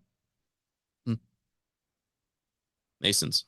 Their logo is on that stuff. Like I told you, folks, they went underground and formed a Scottish Rite of Freemasonry, but Templars still somehow exist. President, what's his name? One of the ones that got assassinated. I think it was the third one. I think it was McKinley. I think he became a Knights Templar because he saw a Masonic handshake occur with a doctor and some Confederate soldiers. And he was like, well, why did you just give them money? It's because we're part of the lodge. That's what we need. And he's like, well, this sounds like a great brotherhood then. I want to become a Mason. So he became a Mason, and he reached Knights Templar status. You know and what? who did they And worship? Who did they worship, Cliff? Baphomet. Damn. Yeah, and what did I say? Baphomet is an equivalent of Nimrod's son Hermes. And what do we have on the far right here? You see the pillars aligned with the Kabbalistic tree of truth. And a cosmic egg shoot hanging out from pine cone, call it whatever you will, ascension. As above, so below, the father of all in it. And you hear transhumanism. What did they just say? They want to merge us with stars, with the miracle juice. What's on his forehead? What is Mr. Musk? I think I have that coming up. What did he? He's got the Ouroboros on the, and he says Neuralink, brain link to the, and his logo is a falling star, or Starlink, linking to the stars. In ancient Hebrew, angels were known as star walkers. This is where we get Luke Skywalker from. That's what his original name was Star Walker. Shall be like gods. They're equivalent of the Anunnaki, aliens, gods, aliens, angels, and sons of God came down and had affairs with them. You see where we're going with this? And did you know the root server for all of your computer stuff is Daemon, artificial intelligence, American Idol, AI? Even Musk says it. We're summoning the demon with artificial intelligence. And you're connecting yourself to Star. What did I just tell you about Mecca with the star Saturn cube? You seeing the world religion forming, folks? And your denial is so pitiful at this point. Yeah. And over here, what was it? Revelation 13, 16 through 18. And he causeth all, both great and small, rich and poor, free and bond, to receive a mark in their right hand or in their foreheads, like Baphomet. And no man might buy or sell, save he had the mark, or the name of the beast, or the number of his name. Here is wisdom. Let him that hath understanding count the number of the beast, for is the number of man, and the number of 666. What is 18? Like, you add it together. 1 plus 8 is 9. 9, 11. Wow. I don't know. But again, just going off of the Book of Giants, they were saying that their hope would have to be in Gilgamesh. Gilgamesh could potentially be another variation of how Nimrod saw himself. Gilgamesh experienced the flood. They said their hope would have to be in him, because they know that they're going to drown in the flood. Now, again, we have all these frozen mountains that look like frozen giants. Giants don't have bodies, but they want bodies back. Now, Christians, what are we getting? Our souls are taking the place of the rebellious council in heaven, because God wants people that are loyal. So they're in charge of this domain, and he's going to say, anyone who's found me through all of this struggles and turmoils, they're going to take your place. They're going to sit in judgment over you in Psalm 82.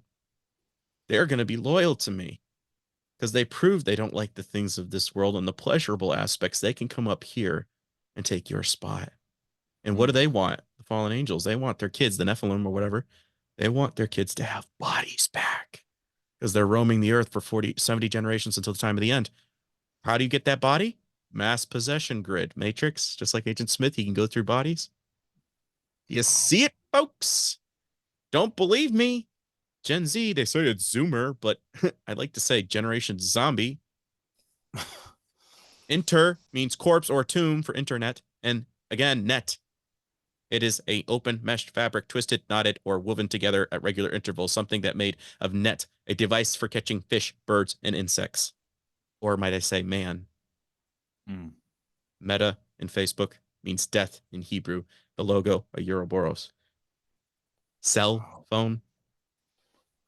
Again, they are the ones that gave us the internet. Their logo, like we just said, April 8th, they're starting up the Hadron Collider. What do they want to do? CERN is named after Cernunnos, an equivalent of Osiris. The Celtic lord of hell at CERN's headquarters in Geneva, Switzerland, is a statue of Shiva doing the cosmic dance of destruction. But again, son of perdition. Polyon. Shiva is a Hindu avatar that parallels Nimrod, who built the Tower of Babel. CERN's Hadron Collider rings mirror the spirals of Saturn in the occult. Saturn is the dark sun, the prison planet, the fallen angels. CERN is designed a teleportation machine to Saturn.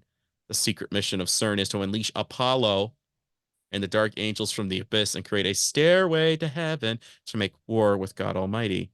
You know where that song, Stairway to Heaven, was composed? Aleister Crowley's house in Scotland. You play that backwards, you can look that up on YouTube. Very satanic lyrics. Oh yeah. About 7 minutes when you play it backwards slowly, but you're like, oh my gosh, that's sick. Cernunnos connecting with horns. Crescent moon and sun. Do you see it? Nimrod and Wow. And again, merging Empire and Clay, Time magazine, Time. What did I just say with Astaroth? She was the goddess of time travel. Adding a double extra helix. Musk says that merging, clay, iron, and flesh is what he says. We need to depend on machines in order to survive. Daniel, again, 2:43. The iron machine of clay and flesh will not cleave together. Matthew 24:22. If those in the last day had not been cut short, no flesh would survive. Yuval Harari says we're hackable human beings, by the way. Folks, Russell Brand has kissed him on the cheek while holding his book, and that is Klaus Schwab's #1 advisor. So dump Mr. Brand. But again, what did I tell you? Vision, there's Tammuz. This is what Trump's name in English numerically adds up to 185. You can see all my work over here on the far right. Donald John Trump comes down to 185. And what does that mean? Well, number 185 is a powerful combination of energies and vibrations. The numbers 1, 8, and 5. The number 1 symbolizes new beginnings, leadership, and motivation. The number 8 represents abundance, success, and inner wisdom. Wisdom, again. The number 5 signifies changes, new opportunities, and adaptability. Thus, the number 185 resonates as a strong message in transformation, abundance, and leadership. It suggests that you are on the verge of a significant change and that could lead towards your highest potential. So be ready to embrace those changes and follow your intuition and achieve success in your life. To practice, so over here on the far left, the practice of Tammuz then is to see, open your eyes, look to the world around you this summer. Was it? I don't know that one. Astrology.com. From a spiritual perspective, angel number 185 represents a spiritual awakening and enlightenment. Wow. Sure, that's a coincidence, but do you know in Hebrew it adds up to 666 for Trump's name? In Hebrew, it does. Wow. So vision, Tammuz, in Hebrew, it means that. I'm like, that's a lot of coincidences, but let's add some other, like 2025. Coincidentally, Psalm 45, a wedding psalm, King David, 45th person mentioned in Christ's lineage. So 2025. Marriage, significance, in King David's reign in Israel. Manifestation of dreams and desires, Tammuz, I just told you with 185. 2025 added together, completion. So if he gets in an election year, he'd be sworn in. So 2027, connection between the earthly realm and God, as above, so below.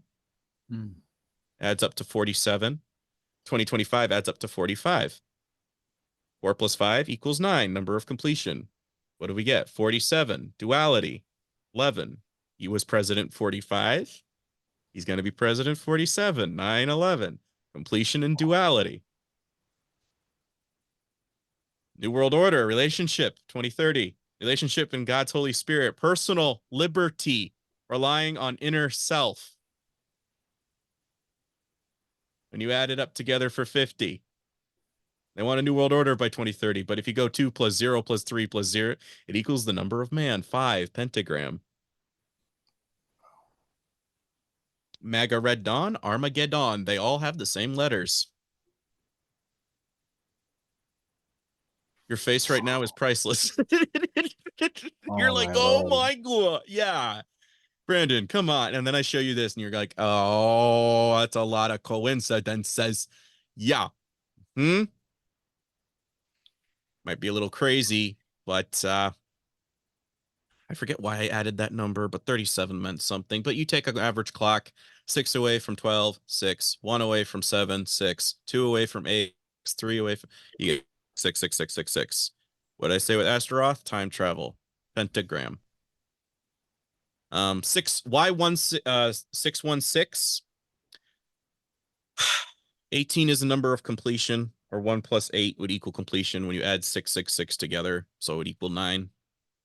There's little wiggle room to alternate, but basically it comes down to one version is representing the beast solely. The other 616 is of the beast. I and 1 would equal that.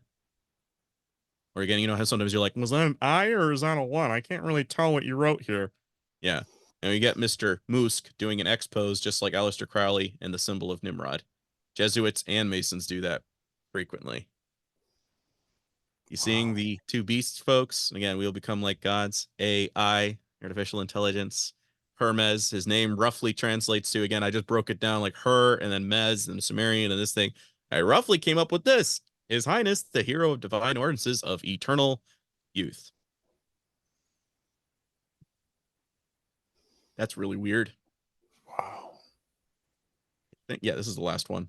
The official seal of the Grand Lodge, like I said before, includes the Star of David, a Christian cross, a Muslim crescent, and superimposed over a Masonic square and compass, encircled with the chain of union, all coming together. The Grand Lodge was established in 1953. And I have the Israeli Supreme Court with the all-seeing eye, and it's emerald shape colored originally, like the Statue of Liberty or whatever. But I tell you, the all-seeing eye. And they have this in Where, Israel, what it did in Look magazine, 1962, I believe, in the month of January. Ben Gurion, first PM of Israel, stated that the New World Order capital would be right there. In biographies, Rothschilds claimed to be descendants of Nimrod. They're the ones that gave us our IRS, and they're the ones that designed the Israeli flag with the and the River Euphrates is one blue stripe, the other one is the Nile. And what is the goal of the New World Order? Is one world leader, one world government, one world religion, one world currency.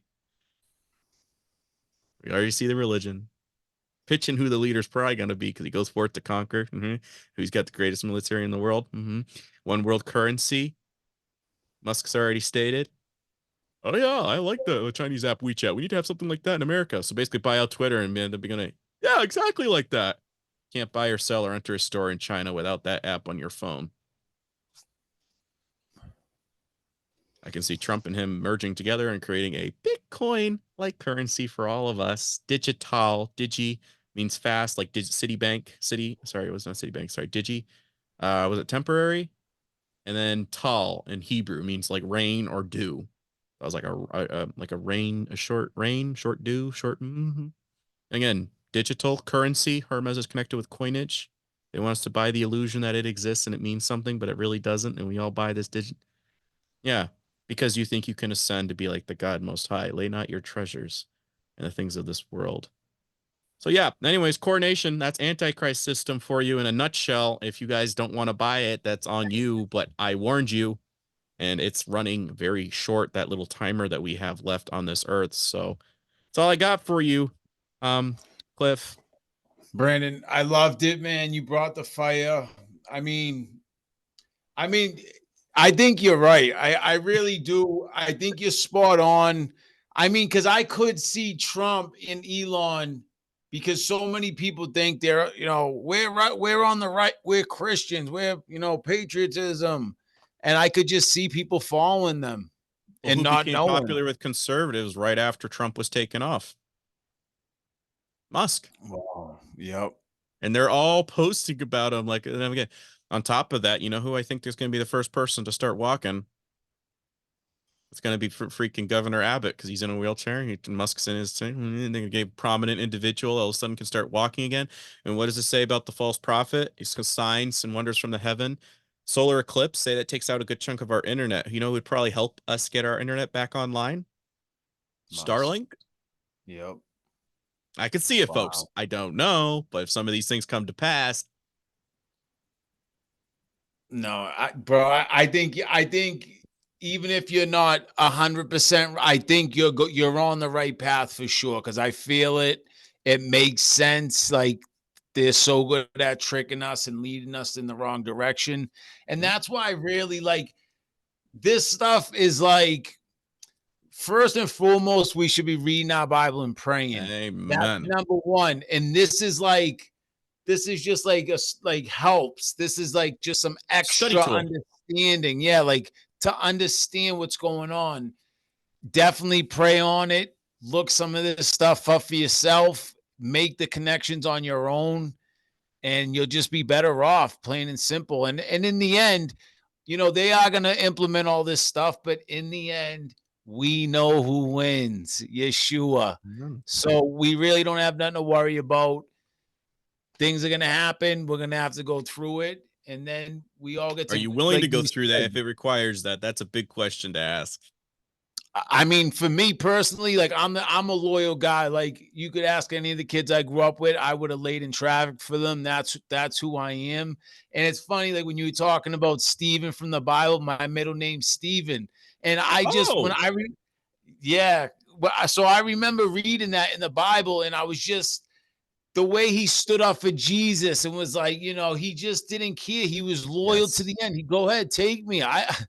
I'm with Yeshua. I'm good. And I just related to it so much, and I'm honored. And it's funny, like how you talked about, why did God choose you? Why does God choose us? He does. And, my middle name, Stephen. And I don't know, like God has a plan, and that's what I love about him.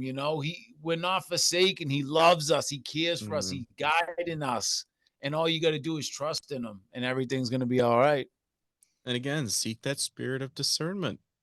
Yep. Again, he's saying, you guys stay awake. Can you pray with me? Seek that spirit of discernment. What is most of the world doing right now? Oh, I'll watch TV one more time. And again, leave the world behind. Somebody was breaking that down. He says, what they see the ship coming. The girl's the only one's calling it out. And everybody's just going, oh, are we still good? We don't know. We need to start running because that's coming toward it. Yeah. Yeah. Guys, It's always coming right on top of you. We are sounding the alarm. We're telling you to make way for the bridegroom's return, and you're still going, oh, come on, Noah.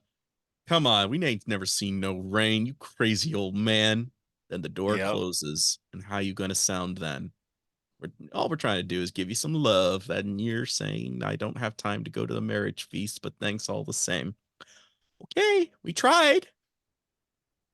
Yep. Just take an honest look in the mirror. And I think we all truth is at some point, like you said, when I realized the earth was flat, it hit me so hard, and I had to really look at who am I really? What do I really believe in? What am I really doing on a day-to-day basis? Right. In my mind, I'm telling myself every day, I love God, but I'm living in sin. I'm living in the flesh. I'm hating people that I don't even know for no reason. Like I had to really look inside. Who are you real? You could say you love God till you're blue in the face, but how are you acting? Are you acting like you love God? No, I wasn't. Right. And I had to make some serious changes and be honest with myself. And today, I feel my growth. I see it.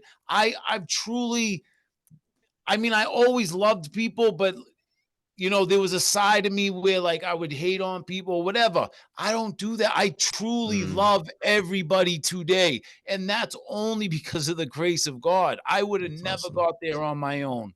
Amen. And he's coming. Brandon, thank you so much, brother. I love having you on.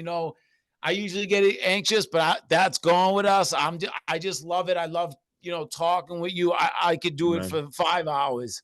But I've told people, I said, yeah, like if I get somebody like yourself, it says, who cares about time? I love chatting with guys like you because you're awake. You appreciate, we can actually look at something and you're not going, all right, whatever.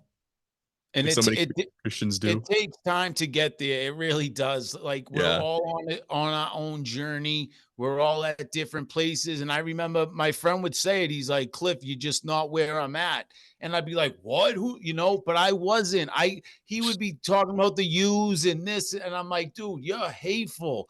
Yeah. But he wasn't. He was just calling out what the truth is. Yes. And that's all it is. Truth to faith, baby. And the truth is Yeshua is king and he's coming soon. Are you right? Are you going to be all right when you're at, getting judgment? We're all going to have to answer for everything that comes out of our mouth, all our actions. Luckily we're saved by the blood of Jesus Christ, but even still, I want to at least go up, Lord, I tried to change. I lived a better life. I made mistakes, but so I love that it. was That was great. And Brandon's going to be back on, I think, in like a couple of weeks. Yeah. I want to just thank the Truth to Faith 5%ers. We really appreciate your time. We appreciate when you help donate it. I mean, we just appreciate everything. Thank you so much. And you can find me on Patreon, Man of Daily Podcast, Rumble, a couple of them on YouTube. And I always tag where you can find these kind of individuals like Cliff, so we can get this community going. Again, Cliff, thank you so much for having me on, my friend. No, man, you're a brother, and I really appreciate it. Have a good night, brother. Same to you.